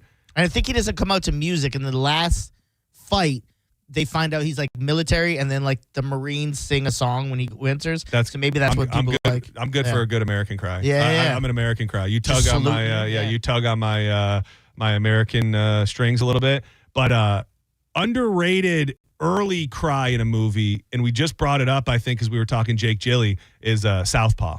Dude, that's one of those movies where, like, when you rewatch it, it's like you almost hope so badly, like, you know what happens in the movie, but you hope that it doesn't happen. Yeah. And we're giving out a lot of spoilers. These are older movies, but in Southpaw, Jake Gyllenhaal's wife, who's played by Rachel McAdams. Was it Rachel McAdams? Couldn't remember who it was. She gets shot tragically or someone's entourage shoots. And in the first like 15 minutes of the movie, and it really makes way for the whole story. But just a horrifically sad. That's the type of sad in a movie. I love the movie, but I won't go back to it very often because I look at that and I go, I'm not prepared for that right now. I'm not trying to feel the way that movie's going to make me feel. So we didn't really cover this. What are the movies that you've cried, or any on the list that you've cried over? Yeah, I guess I could give you some. Like everything? No, well, a lot of them I haven't. The number one got me good. The number one on the list, and we might as well just go to that because I totally understand where they're coming from, and that was Furious 7, the one where they say goodbye to Paul Walker's character after his death in real life. That's number one? Yeah, that's number one. That's terrible number one. On the list, and I wouldn't say Who in made my this, heart. Vin Diesel? Dude. That's not the saddest. It's sad because he's died, dead. But it has nothing to do with the movie. Because his character just goes, F's off. They're like, we're going to fight crime. He's like, well, I'm going to raise a family. You said it. It doesn't have anything to do with the movie. Yeah. No, I think in that moment when you watch the scene, you know that guy's dead. Well, yeah, because he looks like a computer generated he character. was. But I'm just saying, I think that's the sadness of it, is that you know Vin Diesel and Paul Walker, it's all about family, bro. Yeah, and that they're good friends, and then when they take the separate paths, and it's been a long day without you, my friend, and he goes the other way. Yeah, that's sad. It's sad because Paul Walker's dead, not because he takes the path in the movie. Yeah, but that's my point. It's just like we're crying over a real person, and now we're kind of bringing that into the movie. Like, if I'm thinking of, like, for instance, Pursuit of Happiness, that movie always makes undeniably very, very sad and a tearjerker. And it's not because, like, oh, man, Will Smith dies, and this is, like, the last thing. Like, that's not it. You're saying it's stolen crying valor. Yeah. Like, you're crying because Paul Walker's dead, not because the movie is sad. Yes. It's like, I almost side with you. I think a cry is a cry. I think you still get the cry point. But you said it's number one. It's That's number one what it on really the list. Gets me there. It's like, it could be on the list, but number one? For the reason that it has nothing to do with the movie, just the guy who died. So this says the Guy Cry movie is a different beast. This is from the article where the list is. These are films that touch on a certain masculine coded topic or theme. Sports, war, father-son relationships, and are so emotionally affecting in their execution that the dudes in your life will need to reach for a box of tissues. I've never seen it all the way through, but number 2 on the list is Armageddon. Yeah, okay. I guess when he gets pushed in and Bruce Willis sacrifices himself. Is that what happens? Yeah. Ben Affleck? You've never seen I've never seen it. You're lying. I've told you. You've never seen Armageddon. Dude, I've told this story a handful of times. This is a really weird thing but it's true. And so the movie is sad to me, but not for the reasons that have anything to do with the movie. In 1999, I think was the year, we were at home watching Armageddon, and it had just started when my mom called us and she went to go visit my grandpa, and it was me, my dad, and my brother. If you want all the details, my brother just had his tonsils taken out, so we had a mattress in the living room, and my brother was like sick on the bed, and we were all sitting around watching Armageddon. And my mom was like, "Okay, I'm gonna go see your grandpa. I'll be back in a little bit." And like 25 minutes later, she called and she found him dead. Oh my God! Yeah, I know. I'm sorry, dude. I didn't mean to drop that bomb on you. So she called us like 10, 15 minutes into Armageddon. Yeah. And I've never watched the movie since, and I always have just a bad feeling about Armageddon. If I see it pop up on the guide or anywhere, I flip the page. I don't like bad juju. I don't now. like messing with Armageddon at all, and that is why. Damn. Yeah, I mean, that makes sense. Sorry to drop a real bomb on you during all of that, but that's my. Do you remember when they would make DVDs and they would have like the bonus content? Where Yeah. like, you could listen to them talk about the movie while they're moving. I watched that with Armageddon, and it's so funny because there's a part where Ben Affleck's like, I went up to Michael Bay and was like, why don't they just teach the astronauts to drill instead of getting oil drillers? He's like, shut the F up. I'm the effing writer. Like, he just snaps on him because it is the most obvious answer. Like, it would be, but was Bruce Willis was the oil driller, right? Yes. Yeah. Well, you know, they rather teach them how to live in space than teach these guys astronauts to drill holes. All right, I'm going to leave some of these on the list open to see if some of these folks. Can I guess one before that would be on your list? Yes. That I feel like. Oh yeah. Marley and Me. Never watched it. Will not watch it. Oh, because it'll make you cry. Will not. You Dude, a blubber, bro. That is one of those movies that I don't even understand how it gets made. I don't know what happens. I get the idea. What is it? Owen Wilson and Jennifer Aniston. Then there's a dog, and the dog dies. They form a relationship. They get closer and just like build a family around the dog. And then, obviously, dogs don't. Dogs, pets, fish. They don't live forever. So it's a sad movie, but it's. You get it because like you're a pet owner. That's just how it is, dude. I'm probably missing some, but this became a bit of a joke and a bit on air because I was such a wreck about it. But did you ever see the movie Togo? It was a Disney movie. Oh yeah, back in the day. That movie. I don't remember it too much, but that I remember movie. And maybe you saw a different version of it. I don't know because I think the newer one was probably within at least 5 years, maybe. And that one really got me because this dog, he has to pretty much help go get this medicine across a giant frozen body of water. And he's like this old school racing husky wolf dog. And then he goes on this insane journey where on the way back, the ice is melting and he's having to run over water, and he gets the medicine back and saves the village or whatever the hell he does. And then almost immediately they're like, yeah, Togo's not going to make it. And then Togo's like laying there in front of the fireplace, and all of the town's children and people start like coming into the house and saying goodbye to him. And that was as horrific of a movie as I've ever seen. That Togo or Balto? No, this was Togo. What's Balto though? Balto, don't know what it is, but I believe it may be a Disney dog as well. I'm getting it mixed up. I think I saw Balto, not Togo. Yeah. Well, there's a, I don't know if this is a real thing, but I've always been told there's a website called doesthedogdie.com. And it's just a movie about. It just looks out for you? Yeah, it just looks out for. Oh, yeah, here it is. Doesthedogdie.com. And it just has nothing but every movie ever. And you click on it, and it tells you whether or not that there's a dog that dies in it. I can't believe you haven't seen Marley and Me, man. No, I would never. I would never. And it also. But it's about love, too, man. Like, it's this whole reason this guy's dating this girl, and does a montage of learning to grow with the dog. And then he's like, one time he's walking, comes home from work, and he's like, saw so-and-so dancing with Marley. Couldn't think of a reason not to marry her. And it was like, it gets you in the heartstrings. I could get never, it, bro. dude. I could never. But you like a good cry, I like right? a good cry, but I don't like a good dog cry. Okay. I don't, because some cries are cathartic and like you feel good after you do it. A dog cry for me just leaves me sad, especially at this point in my in my life. It made me just think of this conversation. A movie that I saw the preview for. When did it come out? I just looked it up. It's 2017. I remember seeing the preview for this movie and going, "Why in the hell did anybody ever make this movie?" A Dog's Purpose, and the idea of it is, it sounds to me, I've never watched it, like it's just a movie that's full of the dog dying. A dog discovers the meaning of its own existence through the lives of the humans it teaches to laugh and love, reincarnated as multiple canines over the course of 5 decades. So you probably get like 5, 10, who the hell knows how many dog deaths you get in a single movie, which is just, you've got to be begging for torture at that point. Yeah, that sounds like too much. It goes back to the show we talked about, This Is Us. This Is Us, Yeah, yeah. it's just like, what are you setting yourself up for, man? Yeah, I understand. Okay, I get that one. Watch Marlene. That's never going to happen. Senning Show, you're live on the air. Who's this? Hey, it's Tony. Hey, Tony, what's How going you on, guys buddy? doing today? Pretty good. Hey, I have a sad movie. Is the movie Hachi on that list? A Dog's Tale. What? Is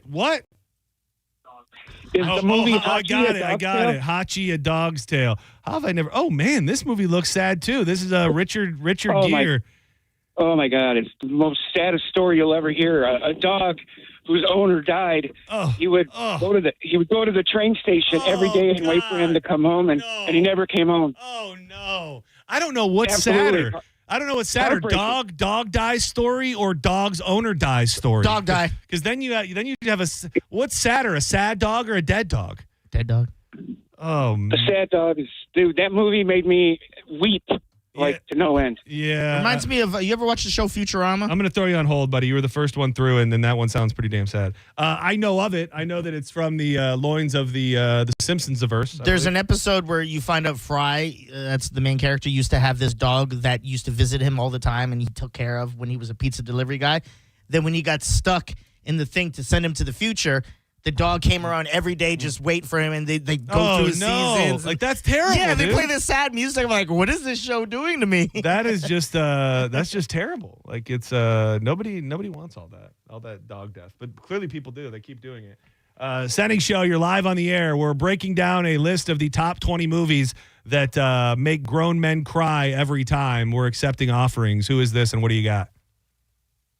Well, guys, boys. Bobby D, what's up, buddy? No, I got to lighten the mood. This is so sad. Yeah. Sometimes you got to cry. You got to get out. You got to get down to get up. But bring us up, Bobby D. What kind of what did you have in mind? Well, I was thinking of a couple things I got for your Fat Boy News. Okay. I was thinking of for good places that are great lunchtime achievement awards. Okay. Or Lunchbox Hero. Okay, lunchtime achievement awards. I actually like where you went there. A lunchtime achievement award. That was pretty damn good, Bobby. And then the Lunchbox Hero. I like the lunchtime achievement more, but a lunchbox hero is it's not bad. Good runner up. And then you were talking about you were playing Steve Miller. I did. And when people talk about me, baby, I didn't start the fire, but I fired out some tree. Oh, yeah. You got to get your card from the local dispensary. I love it. I think you gave us just what we needed, a little palate cleanser from all this sad movie and dead dog movie talk, Bobby. I think you hit us right where we needed to be. Lunchtime Achievement Award, there's something there. I'm thinking it could be good. You don't need to think, Bobby, because it nailed it. It is good. How many rips from the steamroller deep are we today? Several. Yeah. You got any? You have yourself any cold snacks yet? Gonna rip one right now. I got it packed. Yeah. If you got it packed, let it rip on a Monday. Who doesn't need a little Tokeski on a Monday? Yes, and this is from the local dispensary. Yeah. Oh, I'm a loner. I'm a stoner, and I got a medium-sized boner. Light it up again as we speak. That's a walk-off, Bobby. Thank you. You did give us just what we needed to forget about the sadness. Obviously, the most recent sad thing, you brought up This Is Us, but I've been talking about the Madison, which I don't know if Drew dug into it. I heard him say on Friday that they were going to try it this weekend. Not quite as sad, I don't think, as like a This Is Us type thing. The thing with the Madison is one, and it's so hard to talk about because it's the whole thing is about the bad thing that happens. I don't know any other way to say that. So a bad thing happens, and then it's figuring out what to do after the bad thing that makes the whole storyline move forward. So someone basically gets ill. Some variation. Is it a spoiler? Because I feel like you're dancing around like it's a big. It sounds like it's like the first thing they mentioned in the show. Uh-huh. So it's not a spoiler. Well, it is a spoiler. It takes you about 10 minutes to get into the show to realize what guess. happens. No, it's not that. It's not that. But it is interesting because on the list it's set. What's that? Is it 8? It's not. It's nobody gets sick. Oh, okay. Nobody gets sick. Okay, Nobody gets sick. But it does say here when it comes to the men crying thing, it said sports war father-son relationships, and I think I did say on the air last week. I think the sadness of this was that there's an element of it that reminds me a lot of my parents and my dad specifically. Yeah. So I think maybe that's why this one had me. The neighbor probably had to call the police and be like, hey, there's a loud crying man coming from next door. Like it really got me probably worse than anything's got me in many years. I think the most surprising cry for me was Gridiron Gang. You ever seen that movie? No. Is that real or is it a It's based on a real event. It's The Rock plays a football coach. Oh no, I haven't seen that. He runs a juvenile detention place and he's like, why don't we teach them to play football? And they're like, what? We're going to teach guys who are violent to hit people? That sounds fun. Okay. And he's like, no, it's going to teach them morals and this and that, blah, blah, blah. There's a scene where these two rival gang member guys, they kind of have each other's back. Like, this one guy lays a block for the guy. They score a touchdown. Big moment. At the end of it, one of the kids, the rival gang goes and shoots the guy. And then he saves the classmate dude from getting killed. And then, like, there's this whole moment where he's kind of confiding to The Rock, like, I can't go back to where I live. I'm going to get killed. And he's like, you don't have to do all that, bro. You got talent. And it's this whole moment. I didn't know why I was crying, but I was like, oh my God, he's going to make it out the hood and he's going to be good. I love it. Yeah. And it's different things for different people. I'm hoping you've seen this movie and it's different than what you're describing, but it made me think of this movie. 2001, Keanu Reeves, Hardball. G-Baby. Dude, G-Baby. That's a tough one, dude. Yeah, Michael B. Jordan, responsible for that death, by the way. Was he the killer? He was the kid that got kicked off the team because he was too old. Oh. And then when they went to the apartment complex, he was outside. They were looking for the guy they were going to go shoot. And they found him. Gotcha. He got caught with a straight. Yeah, that Not was a lot of people know about Hardball. Oh, dude, Hardball. That's as soon as you started talking about that movie, it triggered the vision of Hardball with just I don't want to say you don't see it coming tragedy cry, but you kind of don't. Like, it doesn't feel like the movie where something like that is going to happen, and then it does, and it's very, very sad. One of the funny scenes in that movie, I know that sounds weird after we say it's so sad, they go to the hood, and to teach you how dangerous the hood is, the kid's like, I live on the 8th floor, and they go to the 8th floor, and they go to his, do you remember the scene? No. They go to his house, and they start walking by, a lot of the doors open, and people are sitting on the floor, and they're like, why is everyone sitting on the floor? And he's like, gunshots. You're on the 8th floor. Who's shooting through those windows, dog? Well, they be shooting high in some of those parts of town. All right, let me get a couple more. I need to start running through more on this list as well. Senning Show, you're live on the air. Who's this? Hey, John. How you doing today? Doing pretty good. John, this might be too old school for you. It's two movies. I'm not a big crier, but one of the movies was Brian's Song. Oh, Brian's Song I've heard of. The football movie. Yeah. You got to see that one. You got to watch it. I promise you. I have a little fear. And that's based on a true story as well, right? Yep. It's a guy befriends another guy in football. They're like going to play for a pro team. They become best friends, and then the guy ends up dying of cancer. Spoiler alert. Yeah, no, it's just a tremendous movie. I think they're Bears players. Yeah. Right? Your phone connection's terrible, sir, but I do appreciate the offer. And this one is a newer list, clearly, but if you found the list of all-time guy cry movies, Brian's Song is usually somewhere near the top of the list. There's two Michael B. Jordan ones. Fruitville Station, which is based on a true story about the guy who got killed by like a security person and blah, blah, blah.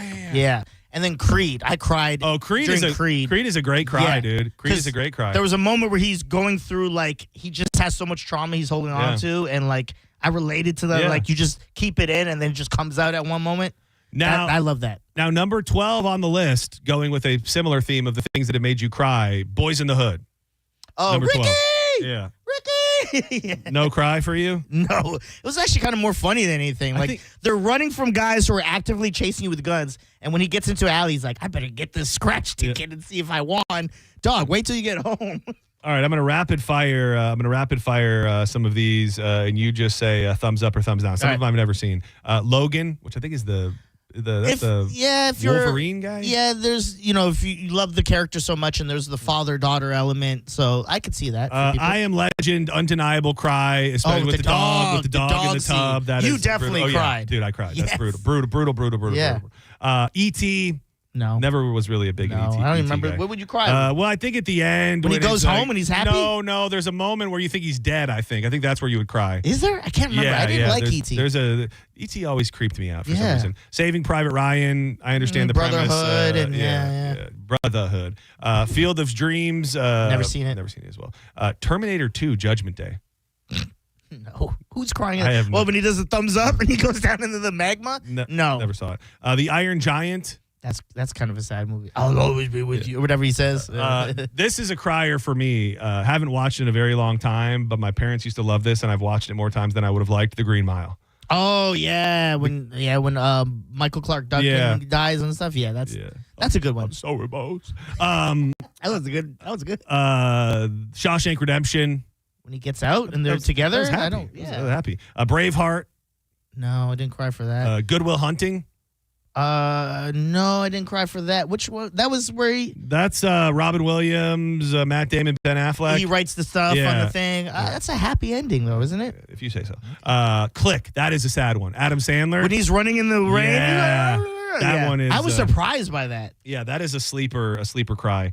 Interstellar. I think that's Matthew McConaughey. Yeah, the old, and I'm giving spoilers all the time, and meeting the old version of his daughter, that would have to be hard. Yeah. I didn't cry, but, if you're a father. I think that hits all of them. Thank you to everybody who called. I'm sorry my ADD and everything else allowed me to not pick up many of your calls, but do not go anywhere. I think we're going to do something fun when we come back, I believe. I want to hit a little vroom vroom.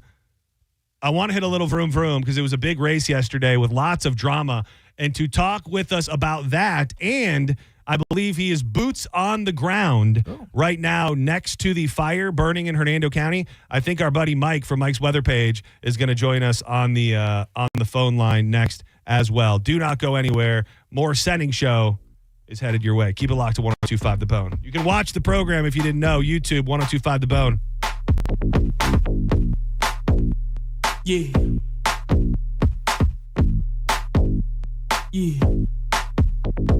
Just like bums, we used to stay in the slums of LA. By the way, gangbangers killing each other for reps, selling rock cocaine on my doorstep.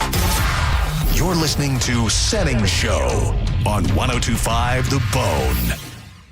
Tell us what you think. Head to the 102.5 The Bone app now and leave us an open mic.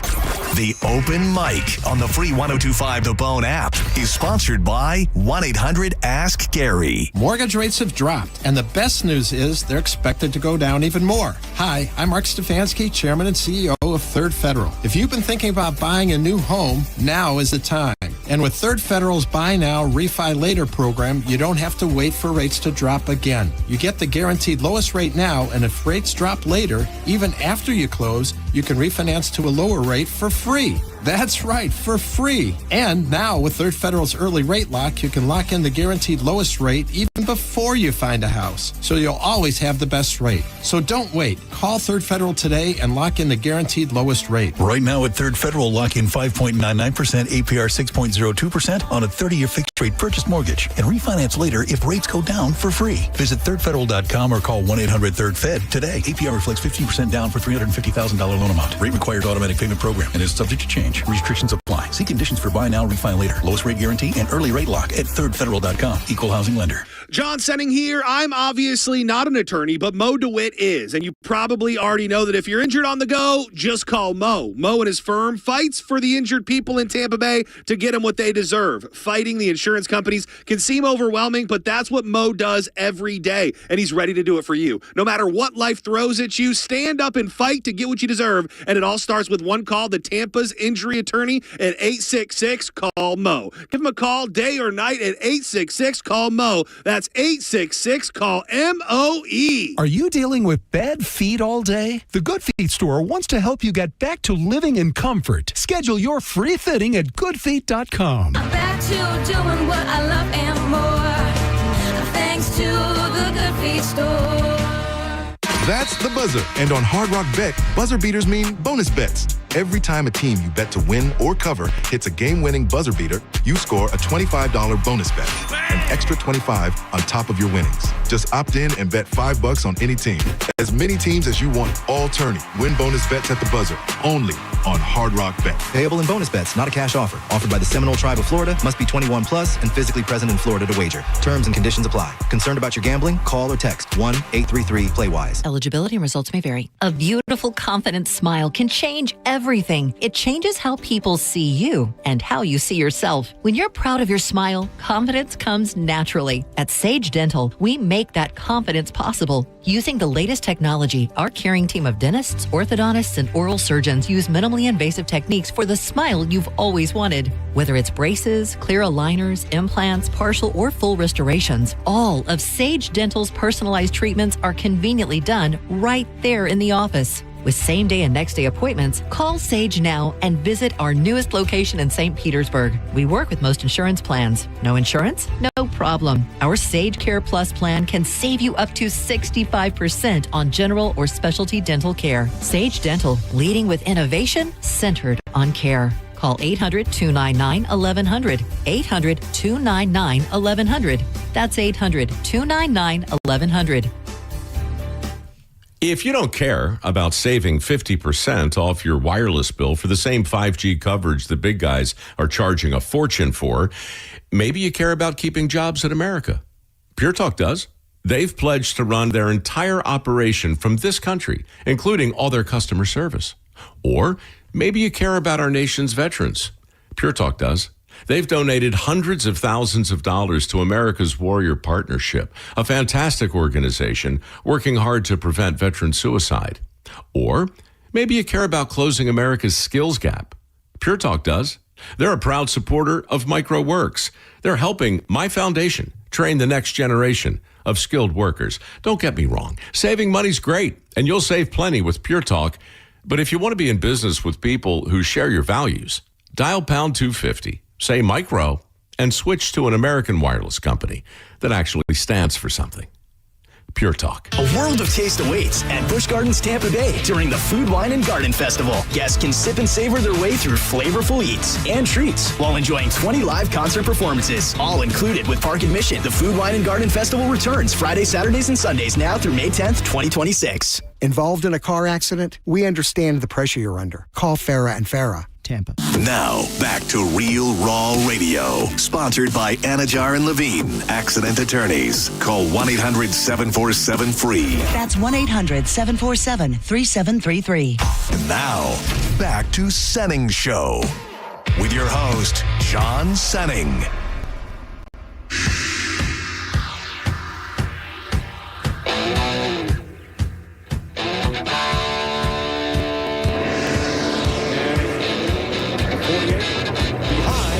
High and out of the way. White flag waves. 1 lap to go. Sponsored by Credit One Bank. And as they do every year, Hendrick Motorsports finds a way to put themselves in a position to win. And today it was Alan Gustafson with that pit stop. That'll be 31. Heartbreaker. 292 laps led by Denny Hamlin. Off turn 4. Chase Elliott gets his second career win. 22nd career win, rather. Damn thing gone by. Said a word, not a mind. The damn thing gone blind. I had to sport my Denny Hamlin shirt today in honor of the man. You heard it. He led 292 laps and still did not win the race. Damn. He had the best car. Chase Elliott pulled some trickery in the pits and ended up getting lucky, and Denny couldn't catch him at the end. He pulled a Duke. He pulled a Duke. What's that mean? I was like, why do you agree? Duke, great basketball school. They had like a X amount of lead and blew it. That's terrible. It's just like that, actually. Yeah. I'm John Senning. He is Dizzy. Thank you for being here. 800-771-1025. You can watch the program on YouTube, Facebook, theboneonline.com. We like it when you go to YouTube. Shout out to everybody who's watching along today. See any newbies right off the get. X Steve O Kine O X. He does look like he's talking trash, actually. So we'll skip him. F that prick. G Money. Oh, we know G Money. I believe that's Gia. Vanessa, Ron, SR Sprinkles, that's new. Oh, Yo-Ha I-27? That sounds new. Yeah, Never Ending Story. Also a trauma. That was on, you sent That's someone's name? No. Oh. You sent a list last week that was childhood traumatic movies, and that was on that list. So yeah, with the horse? A little bit of a crossover there. Joining us right now, it is the perfect cross-section where we can talk a little bit of Vroom Vroom, a little bit of NASCAR, because he's one of the biggest fans I know, and we can talk weather/fires burning in Hernando County, because this man has been boots on the ground. The local legend himself, you know him, you love him. Mike of Mike's Weather Page is on the line. What's up, buddy? Nothing, man. I like the intro there, the recent feedback from yesterday. Hamlin almost did it. You had to be on the edge of your seat, man. I thought it looked like it was a done deal. I mean, he was so far ahead. Even when there was the issue with the pitting, at that point, Denny was lapping the 15th place car. I mean, to be lapping the 15th place car, he was so fast. And Elliott took that risk with the pit, and they got the caution, so he was able to get out there a little bit more. The other thing I wanted to bring up, because I knew Diz would appreciate it, Carson Hocevar, my guy, who I thought was going to have his first win yesterday, Bubba Wallace just railroaded him and crashed everybody near the end of the race. Mm-hmm. They didn't. I still don't think we know what happened. Everybody on commentary couldn't help but think, what did Carson Hocevar do to Bubba Wallace? Because he just drove through him, crashed him, and then hit the side of his car, ended up probably wrecking 10 different cars. Now, I feel like I shouldn't be asking this because I should be knowledgeable of this. Yeah, it's okay. Is there such a thing as like targeting, where it's like you clearly just want to wreck this guy? There have been penalties and things like that before. I think at a racetrack like Martinsville, because it's a short track and it's not as fast, I don't know that they do it. But, Mike, I don't know the last big penalty somebody got for wrecking somebody. Yeah, well, now they have that telemetry. So NASCAR can go back and actually look at their throttle. In the old days, they'd be like, I didn't know. I didn't even, now they got computers that knows that he might have jammed that gas and didn't back off, So I don't know. I saw the wreck. I mean, those are tempers. Hocevar is getting a lot of press right now, and when somebody's having a hard day, they probably are like, take it out on the new kid. Yeah. And all the damn.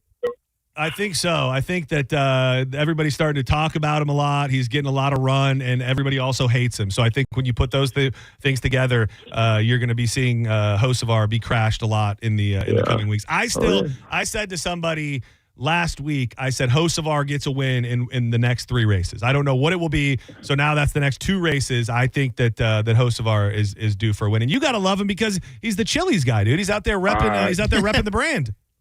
I love him, man. I mean, you got sporting the shirt down at the St. Pete Grand Prix. I've been looking everywhere for that shirt too, man. That was a good one, and I don't know. He's pretty cool. He's got the support of Earnhardt. And, he needs a win though, man. You can't keep calling him Earnhardt if he doesn't start winning. I mean, this is 3rd, 4th year now. So that is going to be the difference maker. Mike, talk to us a little bit. You were the first person I thought of last night.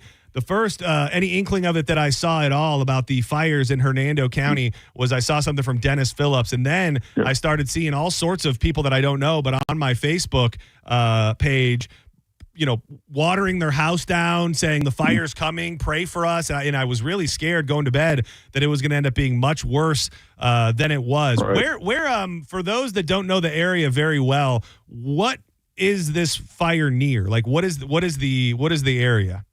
Yeah, well, it's same story with me, though. I was at Chili's of all places, and I saw Dennis's Facebook post, and I'm like, I told Julie, man, I got to go because the fire down in Everglades, I was like, next time there's a fire close, I'm going, and I'm like, this is 20 miles away. So basically, it's right around Weeki Wachee. It's literally Spring Hill, Weeki Wachee. Anybody growing up here, when you go up 19, you pass by that exit a million times, and it's Hernando Beach technically. The ironic part of it is these poor folks had to deal with flooding from Idalia and Helene, and now they're, dealing with a different type of, disaster on their doorsteps. Yeah, it is crazy. How, if you could kind of paint the picture for us, because like I said, I saw people who were worried it was going to get to their house, but I saw some images that looked like it was creeping towards like a downtown area, or at least an area with a bunch of businesses. Did you get a grasp on how close it came to some of those businesses and homes? Oh, 100%. I mean, and you know me, I do not like to hype anything, but I talked to so many locals, and I just went up there just now, and the fear was real. Like, maybe nothing happened, but there was general panic in the air last night because the winds were super duper strong. You know how this stuff works. It was dry, and there was these embers that were flying from the fire. And that's what they're afraid of, is that these things are going to start landing and catch things on fire. And the thing is, there was a marina there, Nature Coast Marina, great people there. Catherine, I met her. She's a big fan. And Ronnie, her husband there, they were moving their lobster traps. They were moving boats because they were worried. They had a $250,000 in lobster traps. And boats, the FDEM guys were there from the state, and they were worried about, gas and these old boats up there. So they were trying to get all this stuff out because it was encroaching this, you probably heard the Shoreline Road, quite a few homes and some really nice little tiki bar restaurants were right along that edge. And I mean, we're talking a stone throw, like 20, 30 feet. It was that close. It was that close in some areas. That's insane. Man, we've talked before about natural disasters, and who knows weather and natural disasters more than Mike from Mike's weather page. Does Florida have the capability for more terrible natural disasters than maybe anywhere else in the country? Yeah, well, I was just a little skit on Fox Weather, and I said something that is so true. Like, we hype these red flag warnings, and we talk about the drought, and for me, when I go out on these little storm chasing adventures or whatever you want to call them, I become educated. And what this taught me, that things can happen so fast. And the panic was real. And we're looking at the possibility we saw in 97, 98, with these fires again, because it's what is that? dry. What is that, by the way? Because I was talking earlier, like, I don't know the worst fires to ever hit the area. Was where in 97 and 98 were there bad fires here? Well, you know what? I think it was 98, because that was the first night race at Daytona, and they had to postpone it because of the fires. And that was how bad it was. It was closing down the interstates, and it was just taking over our state. And that was in July. So that was the first one. Yeah, it was held on my birthday. They moved it to October, but it was 1998 basically, and we had them all over the state. Kind of a similar situation what we're dealing with now. So, unfortunately, we got 2 more months before I think we're going to see any beneficial rain. It is crazy. I think we touched on last week the drought and what they're doing. They're telling restaurants not to serve people water unless they order them. They're going to supposedly really start cracking down on people watering their yard. For the first time the last 3 days, have seen patrol cars in our neighborhood that are going up and writing tickets and at least giving people warnings for the water situation. Yeah, I think we're so used to dealing with all of the other things, the hurricanes and the flooding, that when something fire or the lack of water comes around, I don't know that the average Floridian pays as much attention, but obviously this was a little bit of a lesson of what can happen on the fire end of things.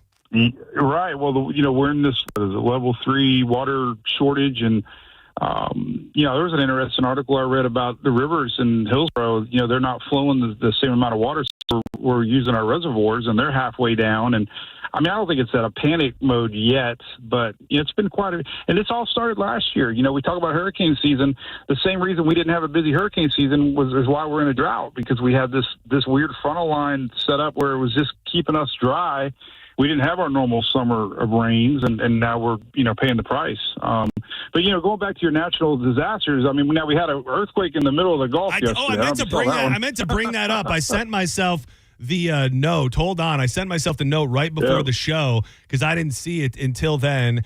Gulf earthquake, a 3.9 magnitude earthquake occurred last night just before 10:23 p.m. While this doesn't happen every day, it's not unheard of to have earthquakes. It is dead center, kind of in the middle of the Gulf of America, if I may say so myself. It says back in 2006, I guess there was a 5.9 magnitude that occurred. That was the largest on record in the Gulf. So we got earthquakes, we got hurricanes, we got tornadoes, we got fire, we got flooding. What are we missing out on? Well, then we got snow. We had a blizzard warning in the Panhandle last year. So. I guess we really do have it all. I mean, yeah. I tell you the most interesting weather phenomenon, which, I was geeking out yesterday. I was bored. The girls were sleeping. I did a lot of homework on El Nino. And we really, everybody's, it's like putting a tail on a donkey trying to figure out if you're going to have a big hurricane season or not. I mean, the talking points are going to be, we're going to have a slow season, less storm. We know we've had hurricanes during slow seasons. It's just because, we only worry about that one or two. But one thing that we're leaning into this El Nino, which our worst weather we've ever had in Florida over the years with flooding and tornadoes has been El Nino years. And we're leaning towards a super El Nino or strong El Nino. Super El Nino. And that, to me, that's almost more of a guarantee that we got severe weather coming towards the end of summer and the winter. Oof. Well, I know we need the rain, but hopefully not too much all at one time. Mike, I appreciate you picking up on a whim. Thank you for being our boots on the ground, and I look forward to talking NASCAR and drinking Presidente margaritas with you real soon, buddy. Well, I told you I'd tell you a story real quick, but I met a fan it was ironic. I met a fan up there. They were listening to you before they got out to see the fire. We were hanging out at the beach. Well, it's not a beach; it's called Hernando Beach. And she said you were talking about the fire, and I'm like, well, I'm gonna give them a text. That's that was pretty cool. They were listening to your show, and you were talking about it. I said to Diz after you text me, I said I'm an idiot. He should have been the first person I reached out to get on back when I talked about it. But I appreciate you reaching out, and I always love hearing your voice, dude. I hope to see you real soon, man. All right, we'll see you, buddy. All right, you're the best. Have a good one. Mike from Mike's Weather Page, if you need him. The man to follow during hurricane season, and really now he does it all. If there's snow somewhere, he's going. If, really, he's chasing fires, for God's sake. So you can also go to spaghettimodels.com. I really like that during hurricane season because it kind of just gives you all the information to kind of dive yourself. But Mike is the man. Senning Show, you're live on the air. Who's this? What's going on, man? I mean, the weather's weaponized, and then let's not talk about the last 6 years. All the developers have been coming to Florida and developing Florida and, redirecting all the water. That I do buy into. I think that there's a definite story to tell when it comes to, we used to have all this wetland and areas that the water could soak into, and it doesn't take a scientist to realize that water doesn't soak into concrete the same way it does as a wetland. For sure. Go look at the aerial maps for the last 10 years, even 20 years, and you'll have tears running down your face if you're from Florida. They're developing Mayaca. I mean, it's crazy, man. But you all have a good one. So wait, real quick. You said you'll have tears down your face when you look at the overhead map. What movie brings those same tears to your face, if you don't mind? Well, I'm born and raised in Sarasota, Florida, so I mean, just the fact that we went from a little retirement town to this 15-minute city now it's mind-boggling, man. Every day I you didn't play along with my game. I was trying to get you to tie into a sad movie, and I understand you're upset about the houses being built, and you're not wrong. Senning Show, you're live. Who's this? Hey, this is Joe. Hey, Joe, what's up, buddy? Hey, NASCAR talk. Big targeting at Martinsville a couple years ago. Logano had wrecked Kenseth, and Matt Kenseth. Logano was running for the championship, and Kenseth was in a wreck at Martinsville. He fixed his car and ran out onto the track with a couple laps to go and just crashed right into Logano. Yeah. Took him out of the championship. Yeah, that was a big target. Yeah, someone else mentioned one from last year. I think it happened in the then Xfinity series, but you kind of know it when you see it. Like, it's so egregious that somebody just went out there to wreck somebody else that they have to they have to do something. Totally. And your guy, I know you're a Blaney guy. Blaney had a great car yesterday too, and if it wasn't for the fact that Hamlin got into him there at the end, he might have had a chance. Hamlin bumped him into the wall. Yeah, I did. Sorry about that. And then just to talk about weather, he had just mentioned about the fires up and down 95 when the Pepsi 400 got disqualified in Daytona that year. I happened to be in Charlotte, and I got to meet Dale Jarrett because the race got canceled. He didn't race that weekend, and I was in Charlotte, and I was at a big event, and he showed up, so I got to meet him. It was meant to be. Because of the race getting canceled. Look at that. Appreciate the call, Joe. Thank you. How many people wait at the trailers for the other racers after the wrecks? Like, I'm going to see you, dog. Oh, after a crash? Yeah. I mean, it does happen. I don't know that. I think that some would tell you NASCAR's gotten a lot softer to where they don't fight. I think one of the last big fights that was like main event news was Kyle Larson and Bubba Wallace got into it right in the middle, like right in the, not the infield, but just right off the track. I think Bubba just ran up on Kyle Larson and was ready to throw hands. Oh, because he crashed him. Yeah, Kyle Larson, love the guy, but not a fighter by any means. So I think he just kind of was like, no. I remember your boy, Jeff Gordon. I remember like a memorable one where he ran up on a guy. Oh, yeah. One of like in his last years of racing, he got wrecked. And they had to get separated then ride like a ambulance together, and they were like separated. Yeah, that might have been Kyle Busch. Maybe I really? I remember that. But yeah, bring back more fighting. That's all I can. That's all I can say. You know who almost got in a fight last week? I don't think we talked about it. Was Ross Chastain and Suarez, former guest on the on the show. Beatles. He loves the Beatles. Yeah, they got into it. And everybody was bitching and complaining because they had a PR person, a lady, standing in between them, like breaking up the fight. Oh, man. And all of the racers even were saying, let them fight. Yes. People want to see that. Speaking of Ross Chastain, thanks again to our buddy Paul Vroom Vroom, Ross Chastain, for hooking us up with Casual Clam. They brought us gallons of Clambo last week. I ate it all to myself, just so you know. Last call before we go to break. Who's this? You're on Senning Show. Hey, it's still the guy waiting to the dog story guy. Oh, yes, I got you. I'm so sorry. I got you. Senning Show. Who's this? You're live on the air. Hey. Hey. It's Chuck. Hey, Chuck. What's up? I just wanted to tell Dizzy, you got me all in my feels about the never-ending story. You know, it wasn't just a horse. His name was Artax. Oh, my bad, dog. And then when he got stuck in the quicksand the tar. Oh, yeah. Yeah, Majestic Beast went down. Yeah, that movie. The kid's like, come on. It had like this 20 pounds. It had like this melancholy sadness to it. Yeah, like the whole thing, as cool as it was, there was just this overwhelming like sadness, I guess, to the whole movie. I got to be honest. That list I sent you, it basically showed how come we're so much tougher than a lot of generations, because they hit us with a lot of feels when we were kids. Like, let's traumatize them nice and early in life. Oh, I'm 40 years old. You got me tearing up over here. Well, good. We want to make you feel something. So thank you. Appreciate the call, buddy. All right, thanks. All right. Do not go anywhere. When we come back, it's time for John's Joints. Drew Garabo will join us. We've got something called a TikTok takeover happening in Brandon, where the police had to be called, and a new Monday tradition involving our president and the fact that we're at war. Dude, my favorite thing that happened all weekend, and I think maybe it happened on Friday. Have you seen the video of the Fox News anchor getting suplex? Yeah. My favorite thing. We've got the audio of it and the audio of the follow-up coming up next in John's Joints. Keep it locked to the bone. You're listening to Senning Show on 102.5 The Bone. Elysian Space Dust IPA presents New Metal Mayhem. Friday night, April 24th at Janus Live, featuring Crawling, a tribute to early Linkin Park. Got the Life, the Korn tribute.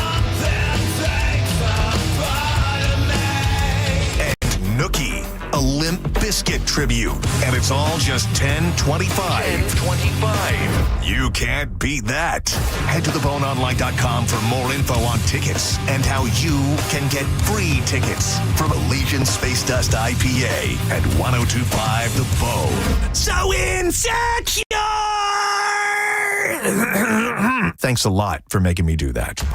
Special thanks to Clean Earth Systems. What's your case worth? Injury.com by Morgan & Morgan. Ever wonder what it's like behind the counter at those big corporate jewelry stores? Max Woodson knows, and it wasn't pretty. It's hard to do what's best for the customer when you're given a strict outline on the profit you need to make, the dollars you need to make, the goals you need to hit, the commissions you have to hit. It's really hard to do what's right for the customer. That's why Max left the Wall Street-owned chains and joined International Diamond Center, a locally owned jeweler. At IDC, it's not about quotas, it's about you. It's getting to know people, getting to talk to people, building relationships, something that's important to me. It's what I love the most. At IDC, Max can focus on what matters, doing right by customers. even if it means less profit. I have a scenario where I have a customer that I can do the right thing for, even if it maybe makes us less money at times, and we make it happen. That freedom means better quality diamonds, fair prices, full transparency, and honest service. We have freedom. We're allowed to be creative, do what's best, and they really support that, and that means a lot. International Diamond Center, where you're family, not a sales target.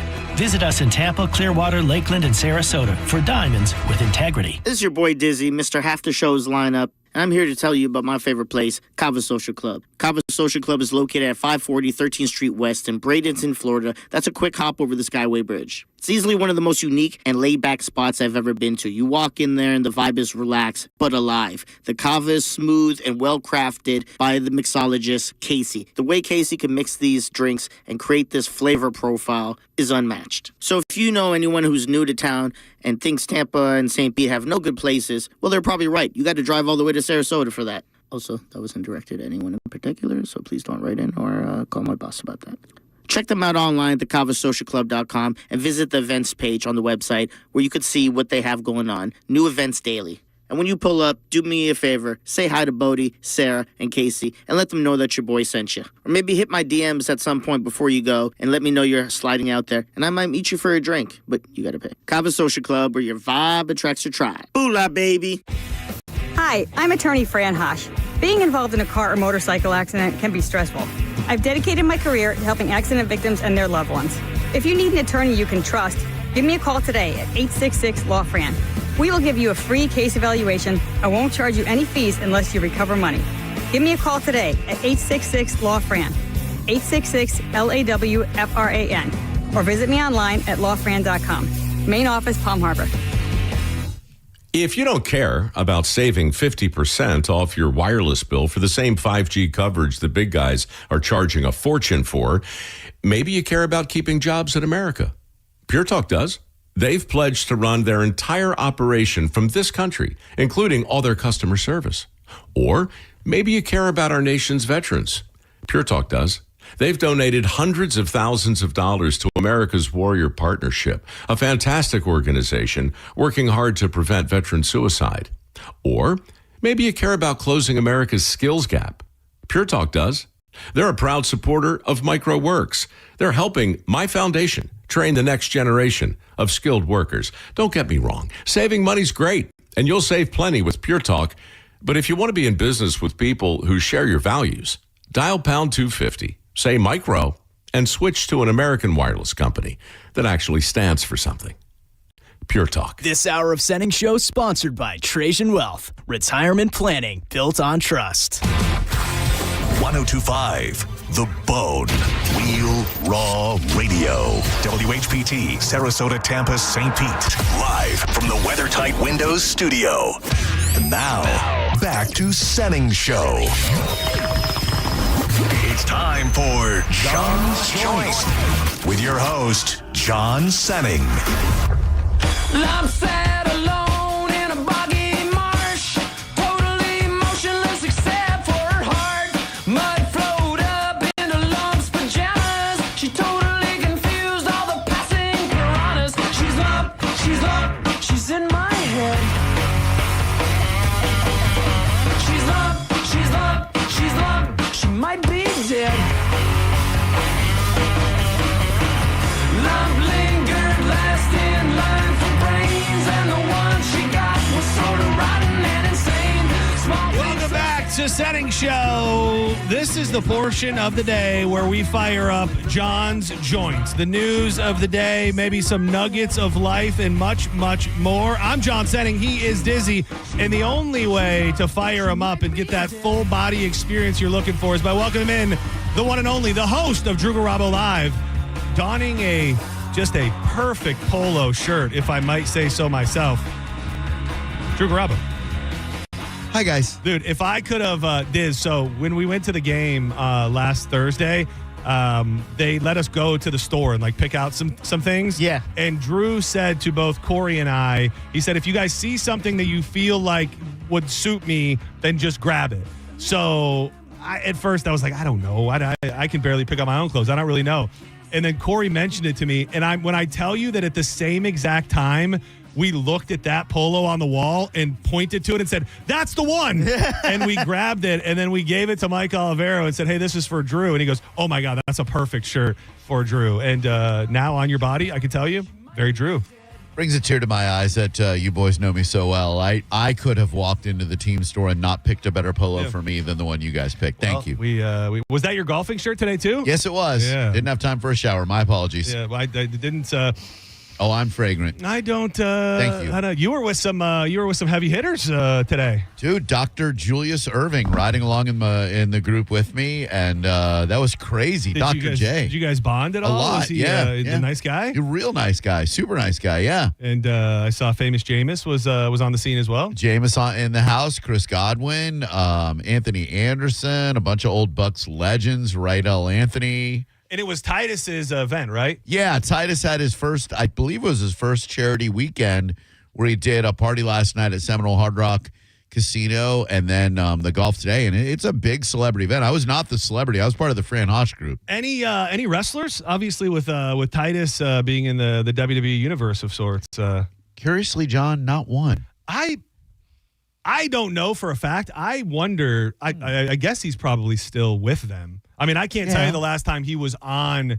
I know that his role as an ambassador and all the things that he does aren't directly connected to the WWE, but he used to pop up occasionally. And I don't know the last time that I saw him on TV. No, they gave away like a Titus WWE experience, which was really cool last night. It went for like $10,000 or whatever. Oh, wow. But yeah, no other. I didn't even think about it until you asked, but no other wrestlers there. We recapped it a little bit at the beginning of the show, but damn fine Saturday, cooking in the sun at National Meat Day.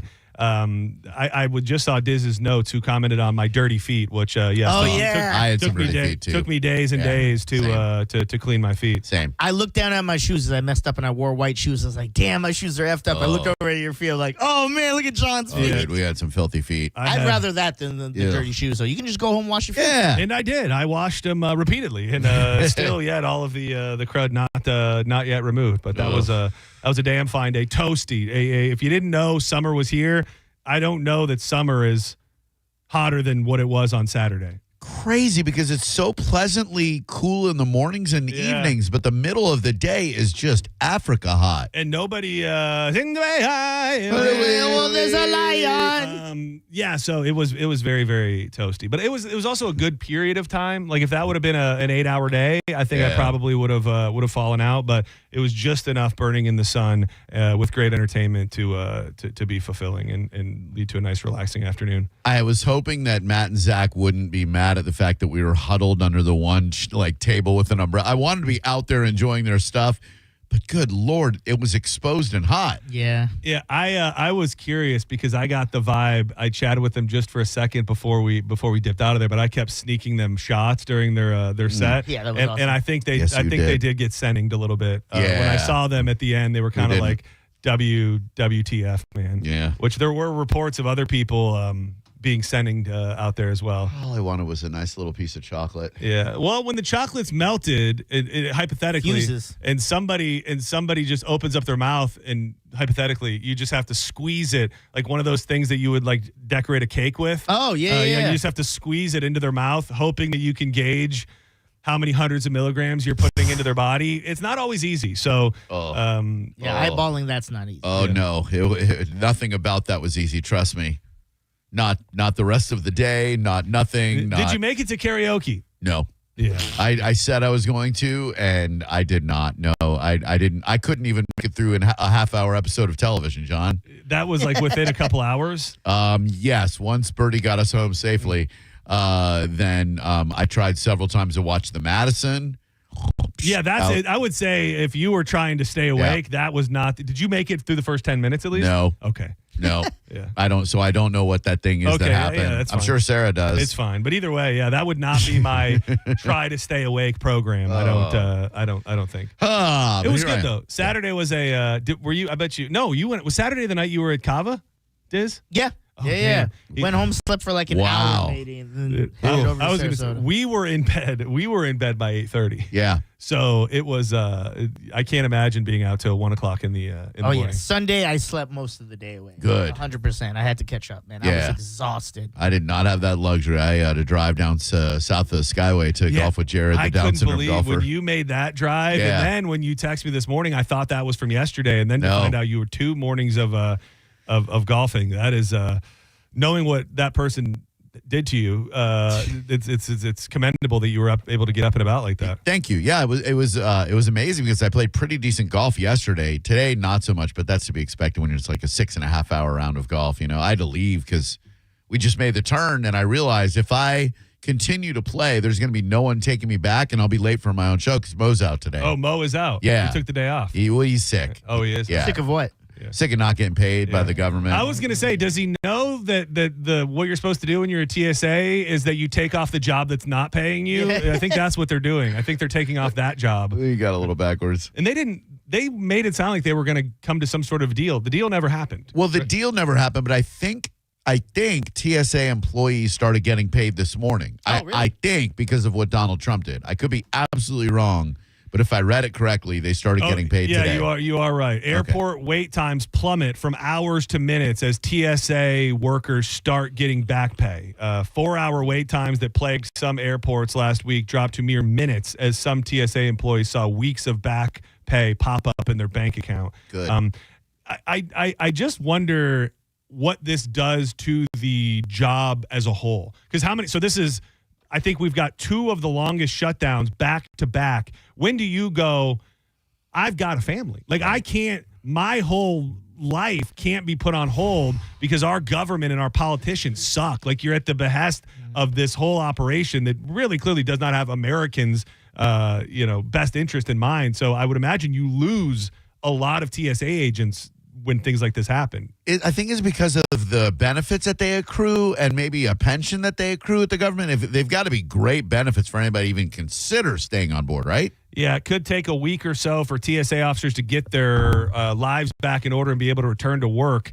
So the group that represents the TSA, 47,000 TSA officers, some staffers have canceled childcare for their kids because they can't afford the payments. We are entering I see a lot of people online saying that, I forget what they called it. You might know the name for what this is called. When like you're living something and you don't realize how crazy it is because you're just actively living. Oh. And I mean, we're about to go on a cruise. We went and saw live music on Saturday. Like the world is still very much going. Right. But like people are having to adjust their lives and their plans because gasoline costs too much. You've got what's going on with the government, maybe the TSA, things getting cleared up a little bit, an active war. And sometimes I wonder if we as Americans have a better capability to just live through times that we'll read about in a book one day and we'll go, damn, that was crazy. But when we lived through it, we were just like, yeah, it was weird, but we just kind of moved on. Is it a disassociation almost? I think that's what it was. Yeah. Some sort of disassociation where it's like, you don't really know where we're headed next or what's going to happen, but people just keep living. It's a dude in the sauna yesterday said the same thing to me. He was like, I can't believe that we're just walking around like everything's okay. And I'm like, I don't know what else we can do. Like, I don't think freaking out or staying home or being miserable is going to help anything at this exact moment, no matter how bad they are. And I think that's the key right there, is because we can't do anything about what's happening other than try to live our lives as happily as we can, right? I think so. I really think so. I mean, if nobody's stopping us, there were those reports going around last night. I want to say it was the Wall Street Journal that put a story up about the potential of oil reaching $200 a barrel, which they say you start doing a little research about what happens with that if that were to happen, which is probably leads itself to $6 a gallon gas everywhere. And it's crazy. Like it could be one of those things where they go back to work from home because they need to preserve oil, and things that pop up on your shelf might not be popping up on your shelves because they have no way to get it there. So not saying that is going to happen, but at a time where we're all trying to figure out what's next, it's on the table at the very least. Yeah. How long do you think this war continues to drag out? Do you think we get it done soon? No. And it's we're like in Groundhog's Day right now because every single week you can tell there's this gamesmanship that is happening with the stock market. And you can go back and look at a timeline and realize that every Sunday night or Monday morning, we get some sort of like positive news about what's going on. And then through the week, the stories ramp up about sending the ground troops and we start getting a better idea of what's really going on. And then I would imagine to ensure that the markets don't just completely crash, we get another update. And President Trump said Monday that a deal with Iran was probably close to winding down the conflict, but warned the U.S. would obliterate the regime's power plants, oil wells, and its main export hub, which is Karg Island, if negotiations fell through. There's been, you can't know what's going on. I mean, there's been, 2 or 3 deadlines that we pushed it back, and then they come out and say, we're not dealing with it. They gave us the 15-point rebuttal that said, you need to pay us back for all the damage that you've done and allow us to make money.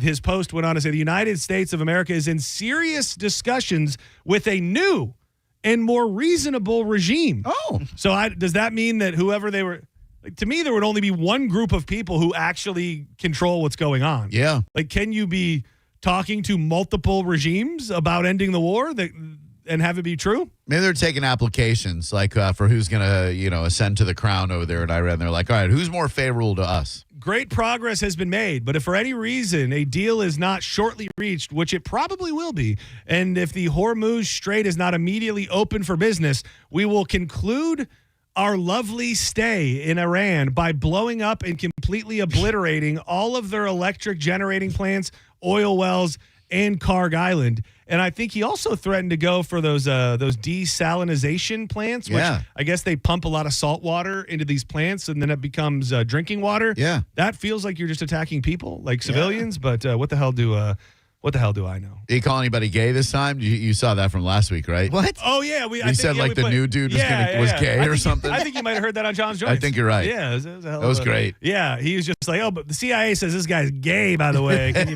believe that?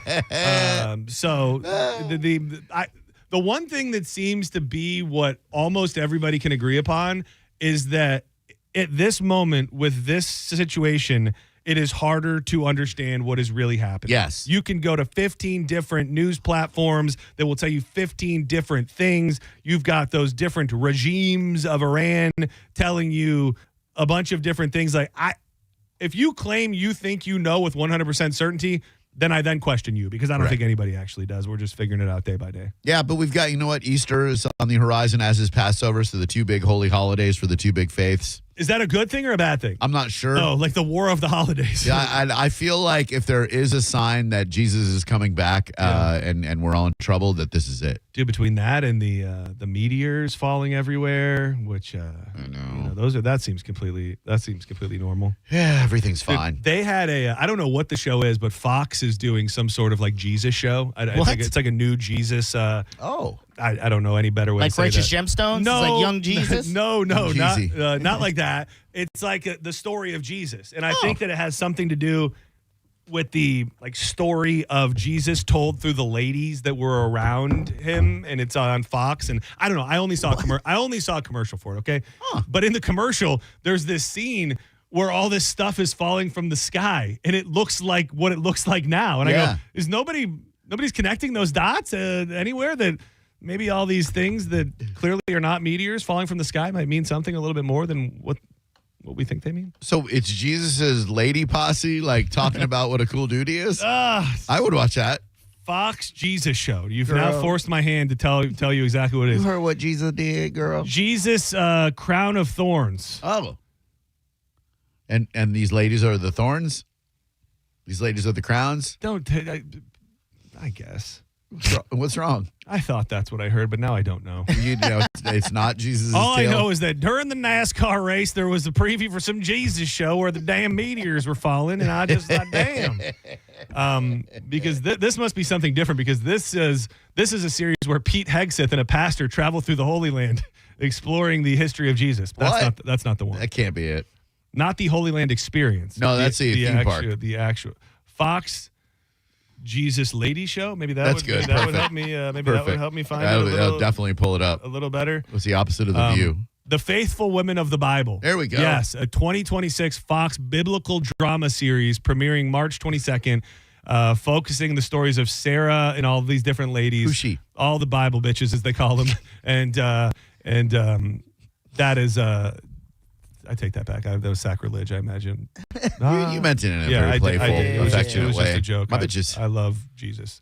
Jumbo.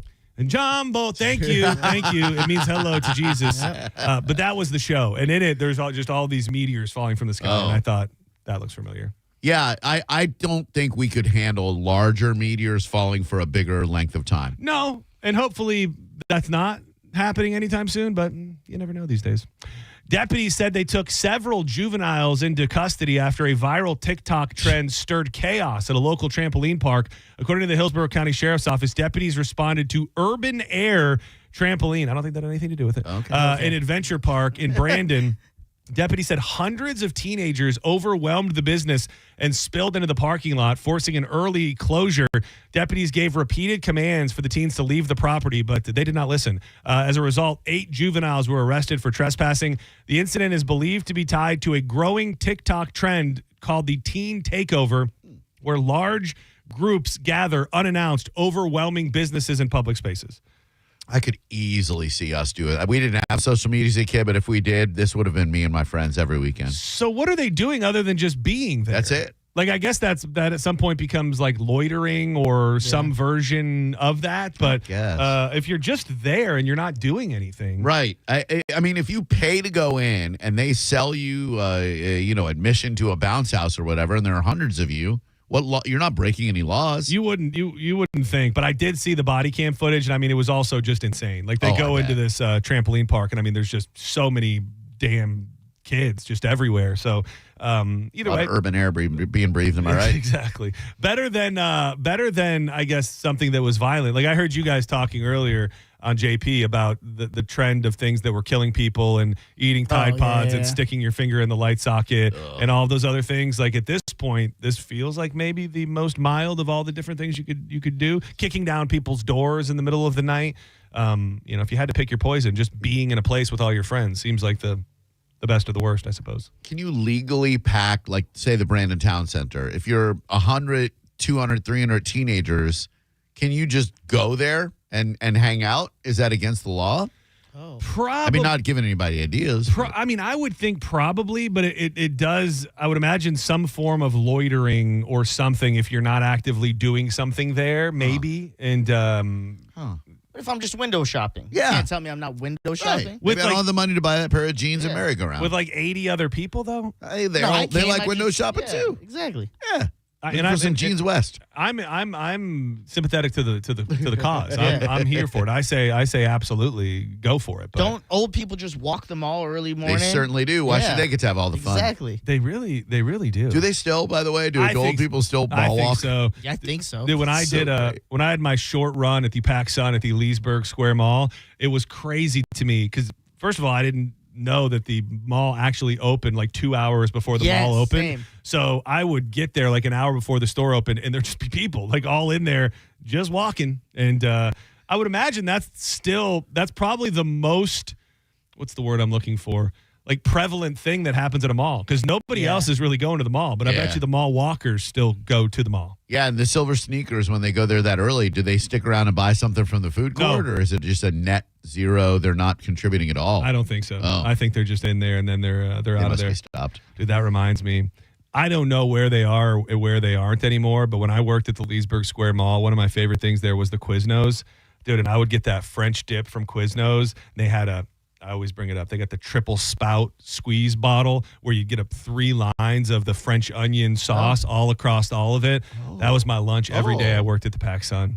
That's so 3 lines, meaning it was like a big fat bottle, and then it had 3 separate spout holes. So when they did it, you would get one on each side and in the middle. Very cutting edge sauce technology that I don't think anybody else ever picked up on after I that. do miss those. The torpedoes and stuff. Quiznos was good. Yeah. Speaking of food, what was the best thing that you guys had at the at National Meat Day? So I tried a bunch of stuff, and I was saying earlier, I didn't know if my rankings were low or high. Oh, yeah, that's right. You were the judge. Yeah, but I will just tell you, on paper, my scores were fairly low, and I think that we were all kind of agreement at the table. Dude, one thing that happened, a little controversy. Oh. Go on. There are legit next level barbecue competitions where it's like these guys, it's their livelihood. Yeah. Sure. This I don't think was that. No. I think it was very casual, so I don't know what the rules were and what the rules weren't. But every other box got brought to us, and a nice lady said, here's what it's called, and here's the number, eat it and rate it. Okay. Well, one of the dishes, the guy who prepared it brought it over to us, and he gave us probably a 10-minute breakdown of everything that he did. Too much. And here's the thing. I don't know anything from anything, so I was riveted. I was riveted by him giving the breakdown. Everybody at the table seemed to be a little more familiar with what is right and what was wrong. They were all like pissed off. Like they were like the guy was as nice as could be. He was just telling everybody, but they were all, and I could see it. Like I could sense it. They weren't interrupting him. They weren't telling him to go away, but I could tell that they were like had a problem with it because that's not supposed to be done. And at some point, one of the guys did say, he said, none of the other people got the opportunity to come do this, so I don't think you should be doing this. And when he walked away, they were all kind of like, that was BS. That was Oh, man. Give him a 0. Yeah. Did you score him fairly? It was not. Yeah, I thought what I was going to eat was going to be the greatest thing I had ever ate in my entire life based on what he just had told us. Yeah. And it was not. It was, I mean, it was okay. It was good. But, the breakdown of what he said he made, you would have thought you were about to just have your life changed. And it didn't do that. Who won? Do you know? I actually don't know. That's a great great question that I do not know who won. My two favorite bites of the day, which this shows my basicness, but there must have been something special behind it. They were, I don't know if it was hot dogs that were wrapped in bacon and like glazed and smoked, but they were essentially Beanie Weenies wrapped in bacon and like glazed and smoked. Very delicious. And then there was a Filipino pork belly skewer that had the best presentation by far and was one of the best bites I had all day as well. Chill Brothers ice cream right here. I mean, there was some good stuff that I ate, but that Chill Brothers hit those spot. That must have been. Do we know anything about Chill Brothers ice cream? Like, did you know anything about that brand going into it or anything like that? I know they have a couple stores. They have one downtown. Because, and it probably the easy answer is the heat.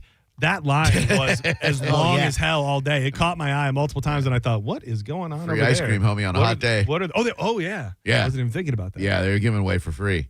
Yeah. The Fluid, they were selling drinks and stuff. They came up to Big Bone Fams, and they made this meat margarita. Meat margarita? I think it doesn't really have meat. I think it's just because of the Okay. But it was crack. Really? Yes. What was it had like? a nice little spice to it, so I was all in. Oh. He just came up, and as I was getting the drink, I was like, "Oh, thanks." And I go to introduce myself, and I guess the main guy, his girlfriend's like, "He loves you guys. He loves the bone." And I was like, "What?" He's like, "Yeah, big fan of you guys." I'm like, "Okay, Dude, hell yeah." Tell me a meat margarita wouldn't work though if you just used a little bit of like bacon or something? blood. You know how sometimes like a margarita will have a floater on it. Yeah. So just right off the cutting blood board, floater? that blood, you just give a little bit of the drizzle, so it gives a little bit of red there, a little bit of savory with your. It sounds bad, but yes, yeah, it does. Yes. Yeah. But I mean, if you had a beautiful cut of meat and there's going to be like seasoning in there, I mean, it's a bit outside of the norm, but I think there's an opportunity for no. Thank you to the gentleman who personally handed us that Wagyu burnt ends and brisket while we were watching Matt and Zach. Yeah, he just came around with a giant platter of burnt ends and brisket, and that Real was, nice guy, very big fan. Yeah, there was I had some pork belly too that was from one of the stands out there that was really, really good. I just missed the kangaroo. I was so bummed. Somebody's like, the kangaroo just came up, and I went over there. He was like, dude, it went instantly, which I didn't get to eat anything. Didn't get to eat anything too. Nothing exotic. What other wild stuff did they have? That's all I saw. I know that there was elk. Somebody did, I think, like a whole deer. They did like a whole deer on a rotisserie, which looked pretty good. I think there was some gator that was done as well, but it was really the pork that I had the front row seat for. Yeah, very successful. One of the places said they had shark meat. Oh, shark meat. Yeah, I don't know if he was just messing with us, but I imagine that was actually it. Why would you say that as a joke? So glad you said that. You saw the great white shark off of Hubbard's Marina, right? Oh, it's in front of my face right now. That was Dude. I was he set up the perfect segue. I was trying to figure out what to hit next. So it's interesting because I noticed that in the video that Dylan Hubbard posted to social media, he says it is it's a great white, or they pretty much believe it's a great white. They took people out to Shell Key. Hubbard's does so many different fishing excursions and boat trips, and they do a shelling excursion out to Shell Key in Pinellas County. And I guess they take up a drone when they get to the key, and sure enough, right off the shore, what Dylan Hubbard believes is a juvenile great white shark happened around 11:15 a.m. last week. The shark was about 25 yards offshore and stayed there for about 15 minutes. It appeared to be following schools of tarpon before swimming south.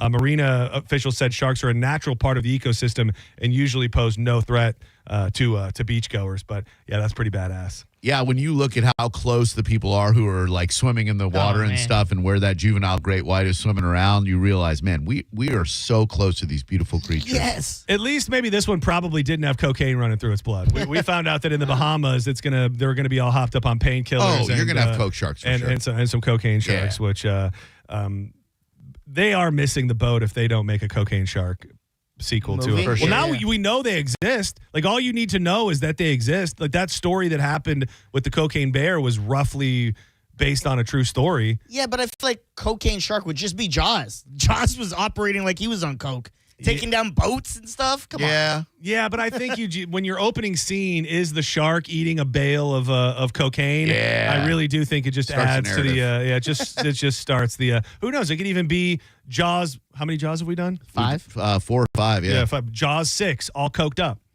That's perfect. Something like that, and it can go right with your theme. I hate to say this, but unfortunately, I think it's going to stray outside the Jaws franchise and into Sharknado. Yeah. Good point. Yeah. They embrace that stuff. Coked up Sharknado. Yeah. Sharknado on coke. Yeah. Some variation of that.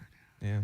Did you, before we go to break, did you see anything, or did you know anybody who was freaking out about the fires last night? No, dude, you talking to Mike about it was the first I'd heard about it. Yeah, it's why, and I think that it's a fairly geographically small area, but it was just, I don't know who these people were on my Facebook, but multiple people out spraying their houses and saying, I don't know, it looks like it's coming right for us. What a, thankfully it did not affect any structures, but even to have to go through the night thinking, is my house going to burn down? Not very fun. Did I hear Mike say to you that we won't have meaningful rain for like a couple of weeks now? Yeah. That's bad. Yeah, there is there are numbers out there of like what we would have to get to take us out of a drought. And I think for Pinellas County, I think that number is still like 14 inches of rain that we'd have to get to take us out of the drought. Ugh. So we worry so much about the flooding and about the hurricanes and the water that comes with the hurricanes, but we often don't think about what happens when there's not enough water. And we're there right now. And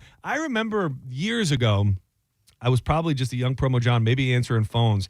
I remember going through a year where there were tons of local fires. Like, I remember there was fire all over St. Pete. Like, I remember a big brush fire kicked up right off of the Gandy, kind of a similar situation where we were just in such a terrible drought that if anything pops up, somebody flicks a cigarette butt or something, it just could easily all go up in flames. Yeah, let's not flick those butts out of our windows anymore, smokers. Don't flick them on a good day, on any day, but now more than ever, you don't want to be a gross litterer and somebody who started a fire. So, talk to your people, John. Address your people. These are not my people. Wow. Once I start smoking cigarettes outdoors, they can be my people. No. Once I start smoking cigarettes outdoors, those will be my people. You have not smoked a cigarette outdoors? No. Will you bring a pack to the cruise? Oh, he's smoking on the cruise. Are there places we can smoke on the cruise? Top. Oh, you can smoke. Can you smoke in the casino? I don't think so. I might have to. I think so. Yeah, I think you should probably be able to smoke in the casino. I will tell you this. So we after the Saturday we had at Meat Day, I wasn't quite ready to end the day yet. So we went to Slizzy's, which is one of my favorite dive bar / smoking establishments. And if I would have had cash on me, I would have bought a pack of cigarettes. Oh, man. I went to the cigarette machine, and I'm looking all around it. I'm pressing buttons. I'm trying to figure out how to pay with a credit card, but it was cash only, and I had no cash. So I They still got the old school Yes. cigarette machine where Yeah, you pull the dude. knobs. Yes. Wow. Yeah, pretty crazy. That's got to right? be a handful of those. You can smoke in the casino. Oh, you can? There's a smoking and non-smoking. I was going to say, like, you got to be able to smoke in a casino. Exactly. It's America, international waters. Right. It's not America, international waters. Dude, they have a thing, and I guess what else do you do for bars that still have those? When you buy a pack of smokes there, maybe I have in the past, Smoker. with cash. But when you do it, you have to tell the bartender because they then have to hold this big red button on the wall that then like unlocks the machine so you can then pull the lever to have the cigs come out. Because they don't want underage kids. I guess so. Yeah. I guess so. A lot of kids my age got a lot of their smokes from those cigarette machines being unmonitored in bowling alleys and bars and whatnot. They are crazy when you see them. Like they do. It feels like you're seeing something from a time gone by. Yeah. Which you kind of are. All right. Don't go anywhere. When we come back, my favorite clip from the internet over the past 4 days, I would think. So I think the event was in Tampa. I think it was on Saturday night. They did the I don't have the name of it in front of me, but they did the big new flashy wrestling that is actually real wrestling, like collegiate style Greco-Roman wrestling, but they put some pro wrestling flair behind it. Well, Fox News was doing a piece on it before the event, and one of the very, very lovely female anchors said, "Well, I'd like for you to try a suplex on me." And that did happen. And it was pretty horrific. I'll play the audio and we'll talk about it next. You're in the midst of John's Joints. Keep it locked to 102.5 The Bone. Spread the air pollution, both far and wide. Keep your contributions by your side. Strongest of me. You're listening to Senning Show on 102.5 The Bone. Stream Real Raw Radio live. Anytime on the free 102.5 The Bone app. Now, a Bone traffic update from the Farah and Farah Personal Injury Attorneys Traffic Center. A St. Pete crash along southbound I-275 has had the right lane blocked along the on-ramp from Roosevelt. There's been accident activity along Almerton and Belcher, and in southern Hillsborough, activity from a vehicle fire along northbound I-75 has had the right lane blocked just past College Avenue. This is Jim with traffic. How do we respond to lowball offers from insurance companies? With relentless litigation. For the justice you're entitled to after an accident, you know who to call. Make it a Farah fight. Farah and Farah. Tampa. This little piggy wasn't affected by the market. This little piggy had protected funds. This little piggy locked in college costs. This little piggy had a 1-year plan. And all the little piggies went wee to college land. Before you know it, those tiny feet will be off to college. Save the smartest way with a Florida prepaid plan. Unlike a regular savings account, the funds are dedicated and guaranteed to cover tuition costs. So when they're ready to go, you are too. Save for their story. Prepaid 529 plans start at $29 a month. Enroll today. I'm John Morgan of Morgan & Morgan. If you've been injured in a car accident, call America's largest injury law firm. For over 35 years, my mission has been to deliver more for our clients, to deliver more for you. Injured? Visit forthepeople.com for an office near you. Eligibility and results may vary. A beautiful, confident smile can change everything. It changes how people see you and how you see yourself. When you're proud of your smile, confidence comes naturally. At Sage Dental, we make that confidence possible. Using the latest technology, our caring team of dentists, orthodontists, and oral surgeons use minimally invasive techniques for the smile you've always wanted. Whether it's braces, clear aligners, implants, partial or full restorations, all of Sage Dental's personalized treatments are conveniently done right there in the office. With same-day and next-day appointments, call Sage now and visit our newest location in St. Petersburg. We work with most insurance plans. No insurance? No problem. Our Sage Care Plus plan can save you up to 65% on general or specialty dental care. Sage Dental, leading with innovation centered on care. Call 800-299-1100. 800-299-1100. That's 800-299-1100. Most financial advisors only manage your money. They refer you out for taxes. They refer you out for estate planning. They refer you out when things get complicated. Did they really vet that person? Or did they meet once, exchange business cards, and call it a partnership? A referral isn't accountability. It's a handoff. When your investments, taxes, and estate plan are built separately, gaps happen, and those can cost money. At Trajan, we didn't build a referral network. We built a family office for all. Wealth, tax, estate. One team delivering coordinated planning once reserved for the ultra-wealthy. If you want real coordination and not just introductions, call Trajan Wealth today. Call Trajan today at 813-212-0500. That's 813-212-0500. Advisory services through Trajan Wealth, LLC, an SEC registered investment advisor. Other services through Trajan Estate and Trajan Tax. Additional disclosures at TrajanWealth.com. When your check engine light comes on, do you see a repair bill or do you see peace of mind? For 20 years, CarShield's been the name America trusts to help keep you on the road. While other companies stop covering you when your car gets older, CarShield offers protection plans up to 200,000 miles. With over $1 billion in claims paid, we don't just promise protection, we deliver it. Don't let a breakdown break your budget. Get the flexible month-to-month coverage you deserve. Go to carshield.com. That's carshield.com today. Progressive knows that for business owners, vacations hit different. But hey, at least you finally took a vacation. And look at that. You only answered 53 calls, 84 emails, onboarded one new hire, and covered for Chris while he's out on paternity leave, and you did it all from a kayak. Because you, my friend, know how to relax. All right, you may not know how to take a day off, but you do know both your personal and business auto insurance needs can be covered in one place with Progressive. So at least that's relaxing, right?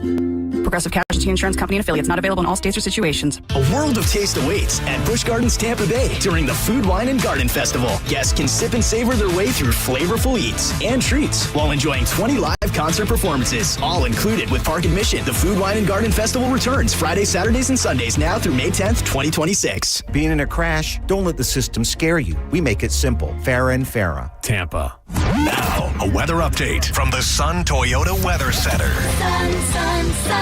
Toyota.com.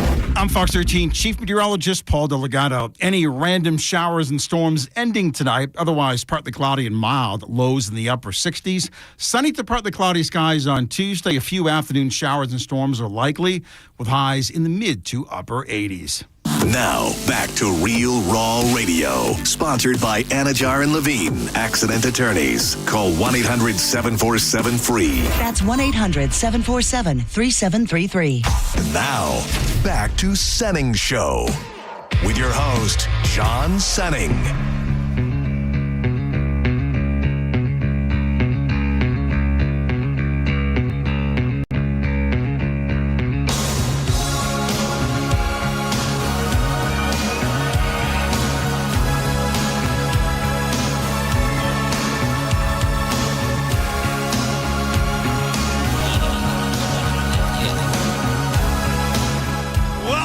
To Senning Show, getting you through your Monday. Drew Garabo Live is headed your way in about 20 minutes. I'm John Senning. He's Dizzy. And what do you know? That is Drew Garabo himself. John's Joints brought to you by Bubble Down Car Wash, the greatest car wash in the whole wide world. And this time of year is when they really, really shine. Because that unlimited membership plan will allow you to go through as many times as you need and the pollen be fallen. Reports this is some of the worst pollen we've got in the state of Florida in a long time. You get your car cleaned and then you go back out and it's covered in that yellow dust.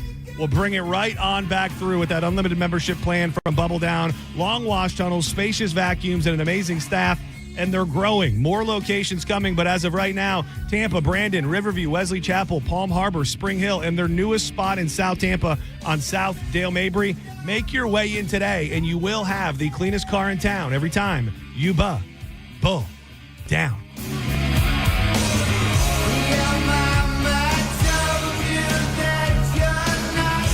All right, I've got a little collection of different audio pieces that I sent myself over the weekend, and I thought we could dig into those for the back half of John's Joints.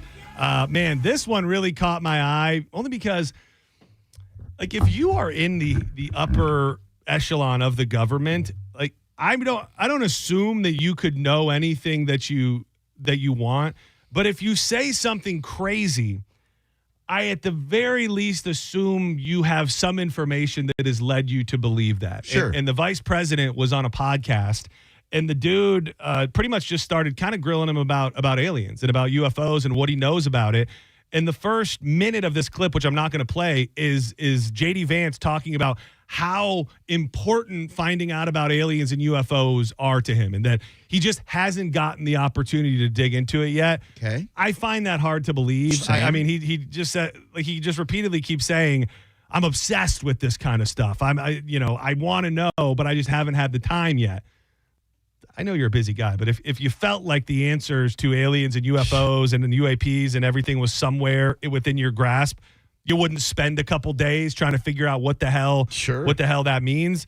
But it was this comment that he made that really took people by surprise, maybe. And I wonder, is this just something you say without knowing anything, or do you know a little bit of something? Oh God, what's that? That's one of those, we are off the air, I believe, on another radio station. Okay, not us, right? I hope not. Yeah. I'm trying to see if I'm doing anything over here that would be taking us off. You getting meters over there? I got the read on the boards. Everybody's, yep, I think we're good. Okay. So if we're off the air, who the hell knows?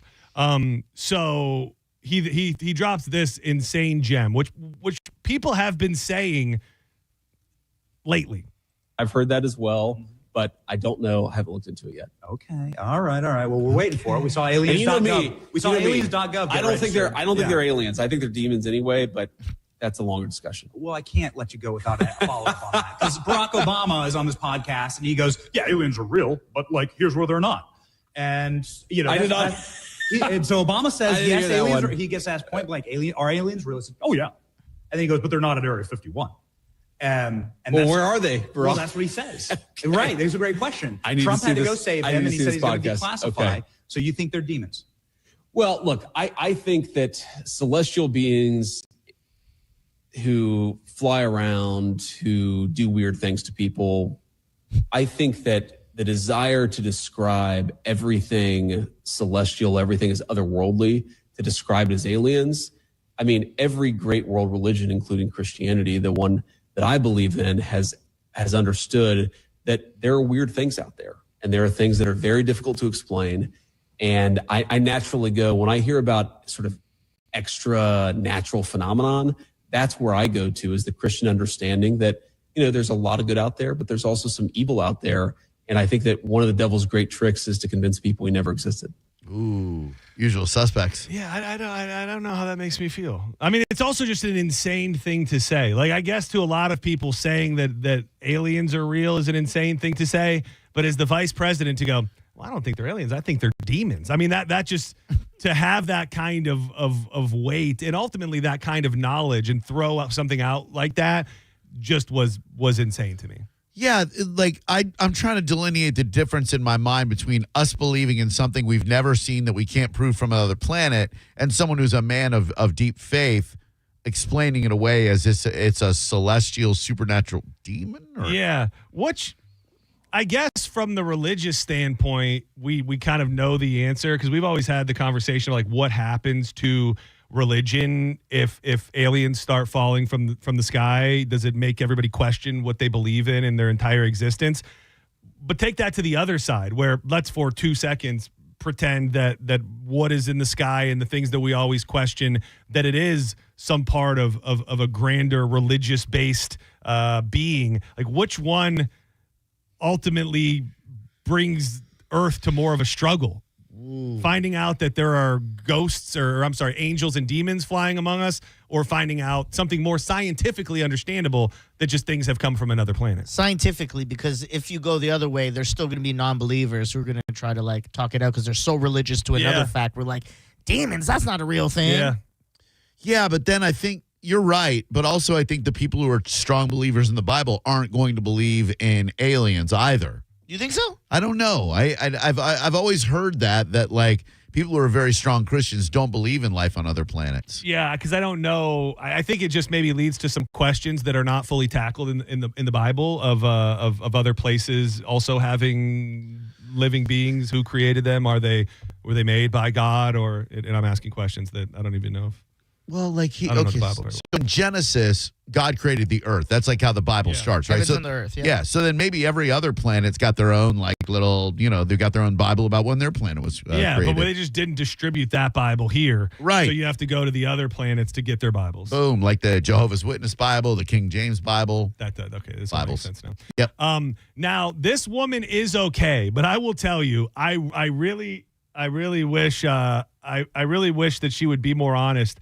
about how badly she was hurt. Fox News journalist Abby Horinek is one tough cookie after she got savagely body slammed by a wrestler, but totally no-sold it like nothing happened. Have you seen this video yet? I have not, John. Dude, the audio won't do it justice. I can only encourage everybody to go watch it wherever you could possibly find it. I would have thought this woman was dead Paralyzed or had at her least. neck broken. Yeah. Why she agreed to do this, and I don't know if secretly the wrestler girl hated the fact that she asked her to do this, so she was like, I'm going to kill this bitch. But she gave this woman a suplex that could only be compared to Chris Benoit in his prime. Enough to offer. We might have forced her into this, but she is going to show me her signature move. It's called. You got to come over here, and you got to come over here and look at this. Yeah. I was afraid if I turned it that I would lose it, but you got to see this. All right, you ready? a suplex. I'm so nervous. All right. Also, Kennedy's 5'11"? Yeah. I'm 5'11", so let's try this. Yeah. All right. Okay. How does this work? Okay. So What do you're I do? Tie up on me. I'm so nervous. Okay, it's okay. Just breathe. All right, here we go.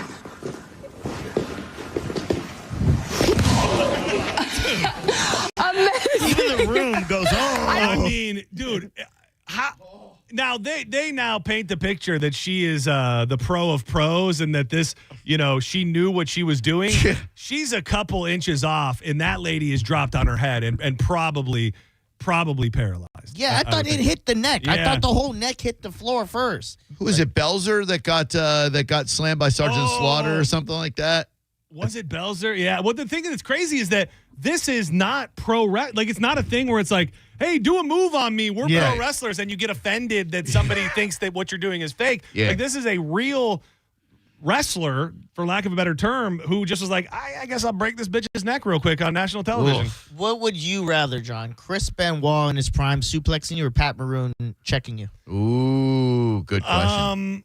Benoit's going to kill your family. Probably Benoit, honestly. Probably Benoit. Because I know that in what he does, it's still pro wrestling, and the goal isn't to hurt me.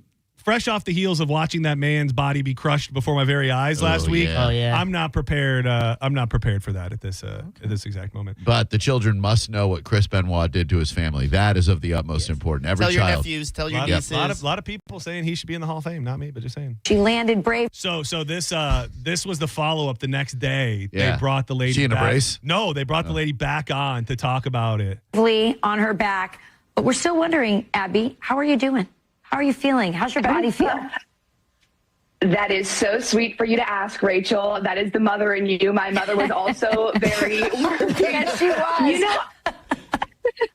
I actually feel great, you guys. I think Griff was the one who said it. I was pulverized. That's what I felt like. But Kennedy Blade is a true professional. And look, there's another cut of it from the other Like an side. angle? Yeah. And you can see that she did. It looks like she almost drops her on her head, but you can see she really did get her all the way over, and she kind of just landed her right almost on her stomach and shoulder. But dude, that very brave of this of this news lady to be like, yeah, just throw me in a suplex real quick. Dude, one wrong move and you're paralyzed for life, right? Yeah, I would think so. And then I thought you guys might find this interesting, dude. CBS, what's the Sunday morning show? Sunday morning? CBS Sunday Morning? Sunday Morning. That's what it's called. Dude, they did a whole great piece on Michael Jordan and 2311. It has Denny Hamlin. Michael Jordan talks a lot about how funny is this? In this piece, they talk about, so Denny Hamlin and Michael Jordan are the two owners of 2311. Yeah. And they ask him, how did you guys get together to own a NASCAR team? And they had known each other through the years because Michael Jordan was just a big NASCAR fan. He would be around the track. So Denny Hamlin knew him. And the story goes, Denny Hamlin saw a fake news story. It was completely erroneous. They had no talks of doing anything together. And somebody wrote a story, said that the two of them were getting into business with each other. And Denny says he sent the story to Michael Jordan and said, how insane is this? but what if it was real? And he's like, that was the day that the conversation got started, and within a year they had launched 2311. Really? I heard he was on the fence, and they're like, "We'll let you grab little boy butt." And he's like, "I'm in. Where do I sign up?" Unlimited boy ass. All you can grope. That's Michael Jordan. Oh yeah, the greatest of all time. Greatest groper. It's funny you say that. Why? Michael Jordan does not believe in the term GOAT. You are considered the great. Do you think there's room for more than one great? Is there room for more than one GOAT in basketball? There's no such thing as GOAT, No- to me. no such thing? Not to me. Yeah, it's only because I think, we are transcended from other people, other athletes. We learn from other athletes. We progress the game as we move further. To say that one is better than the other is not really right. I would agree. You are It's not considered the not great. really right. Yeah, I get down with that. Yeah, it's going to evolve. The game's going to change. Yep. The players that maybe Drew grew up on, or even earlier than him, aren't going to be GOATs nowadays because the game changed. Like Babe Ruth was a GOAT for people. Right. Dr. J was a GOAT. So I guess now that I am thinking about it, because I was just going to say somebody. I was trying to think of an undeniable, and now the big debate is MJ and LeBron. Like people love to have that debate go, but I was trying to think of an undeniable, which I think in any sport with the rings is probably Tom Brady. But then when you get 10 years, 20 years down the road, can you really compare the quarterbacks of that era because they were playing a different game in a bunch of different ways and different people actually on the field? So maybe I get it. Tom Brady might be the answer, though. That might be the only undeniable GOAT for now. For now, I guess. But of at his some era. point, Yeah, he's the GOAT of his era. Yeah. But there's going to be a guy who could throw like Tom Brady and then run like Michael Vick, and then he will be the GOAT. You know what I mean? As long as he gets those rings. Yeah, doesn't kill dogs, too. Probably shouldn't do that. Yeah. If you could stay off of that. Did I have Also gropes kids. His own. Michael Vick? No, Tom Brady. Oh yeah, no, he doesn't. He just loves likes to open mouth kiss his son. He just likes a nice. Or, I was thinking he got the Is that massage. all I'm going to get? You call that a kiss, son? Get over here. Let's make Mama jealous. Brought a Super Bowl to Tampa Bay. Yep. Yeah, I love him GOAT. for it. Yeah, can't make fun of your city, but can make fun of the man who brought you. He's the GOAT. Yeah. All right. I think that's He's had it for enough. today. I think we've done it all. That We did it great today, too. Thanks for the great lead in on a Monday. Thank you. Yes, felt pretty good for a Monday. Looking forward to you and Mo. Well, me. Okay. Maybe he heard it and he's on his way here now. Right. Better not be. He's sick. He said better not be. Don't go anywhere. Drew Garabo Live is headed your way in mere moments. Thank you very much, Dizzy. Thank you, Drew Garabo. Shout out to our buddy Mike from Mike's Weather Page, who hopped on with us for a minute. Hit him up on your social medias. We'll be back live tomorrow at 1 p.m. But first, we love telling you about our buddy, Jeff Borum. We love telling you about him because we trust this guy, and so can you. When you're talking about selling your home and buying a new one, you're talking about life-changing decisions. Don't trust some out-of-town chump. Trust Jeff Borum. You talk about being from out of town, and it kind of ties into the conversation we were having with Mike from Mike's Weather Page earlier about the areas that are still cleaning up from storms, even though it might not look like it. You want somebody who's from this area that can teach you the hot zips. You want the best school districts. You want to make sure you don't find yourself in an area that is a sleeper flood zone. Those are just a couple reasons you should go with Jeff Borum.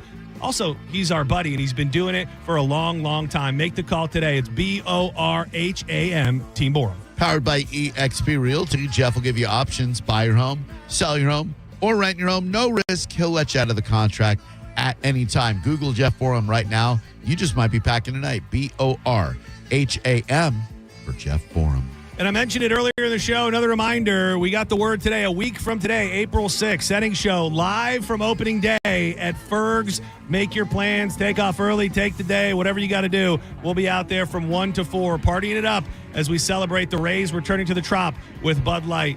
Goodbye. You're listening to Senning Show on 102.5 The Bone. We are Real Raw Radio. 102.5 The Bone. The Gasparilla Music Festival is back. It's taken over Meridian Fields and Water Street, April 10th through the 12th. And The Bone wants to send you 3 days, multiple stages. Check out live music from Government Mule, Mount Joy, plus 2 Friends, and more. All all weekend long. Tickets start at just $55. Get yours now at gmftickets.com or head to theboneonline.com for your chance to win. From Tampa Bay's home for real raw radio, 102.5 The Bone. Now, a Bone traffic update from the Farah and Farah Personal Injury Attorneys Traffic Center. At last check, there was still accident activity in Pinellas along Almerton and Belcher. A St. Pete crash along southbound I-275 has had the right lane blocked along the on-ramp from Roosevelt, and crews are clearing a wreck along Haynes Road at 62nd Avenue North. No major mishaps are being reported in Hillsborough. This is Jim with traffic. 2 family members were violently rear-ended, but insurance denied liability. Farah and Farah used crash data to prove fault and secured $3 million. Farah and Farah is ready to cook. Tampa. Hey, hockey fans, your friend Alex Flores here from Furman Chevrolet in Brandon. You know what a hat trick looks like. Speed, power, and finishing strong. That's exactly what you get with the Chevy Silverado. And right now, we're offering $15,000 off MSRP in combined manufacturer's incentives and Furman savings on select new 2026 Silverado trucks in stock. That's a game-winning deal. Furman Chevy in Brandon, where Tampa Bay drives winners. On Adamo Drive or online at FurmanChevy.com. Together, let's drive. Hey, it's John Senning. With March basketball heating up, there's no better place to catch the games than Walk On Sports Bistro. We were there a couple weeks ago. It's an unbelievable spot. Whether it's a post-game celebration, drinks with the crew, or an easy weeknight dinner, they've got you covered. You can catch all the college basketball madness at Walk-Ons with great beer specials while you cheer on your favorite teams. And during tournament season, don't miss the Courtside Comeback Challenge, running March 15th through April 6th. Pick up your Courtside Comeback card in restaurant, earn a stamp with each visit, and once you collect 5, you'll be entered at a chance to win a pair of custom Nike shoes. It's the perfect reason to keep on coming back for more hoops, food, and fun. Walk-Ons, where every fan feels like a winner. It's game day. Are your moderate to severe Crohn's disease or ulcerative colitis symptoms keeping you from the action? Skyrizi, risankizumab Riza, could help you get back to the game. Skyrizi is proven to help people feel significant symptom relief, achieve remission, and visibly improve damage of the intestinal lining. Skyrizi is a prescription injection medicine for adults. Don't use if allergic to Skyrizi. Serious allergic reactions, increased infections, or lower ability to fight them may occur. Before treatment, get checked for infections and tuberculosis. Tell your doctor about any flu-like symptoms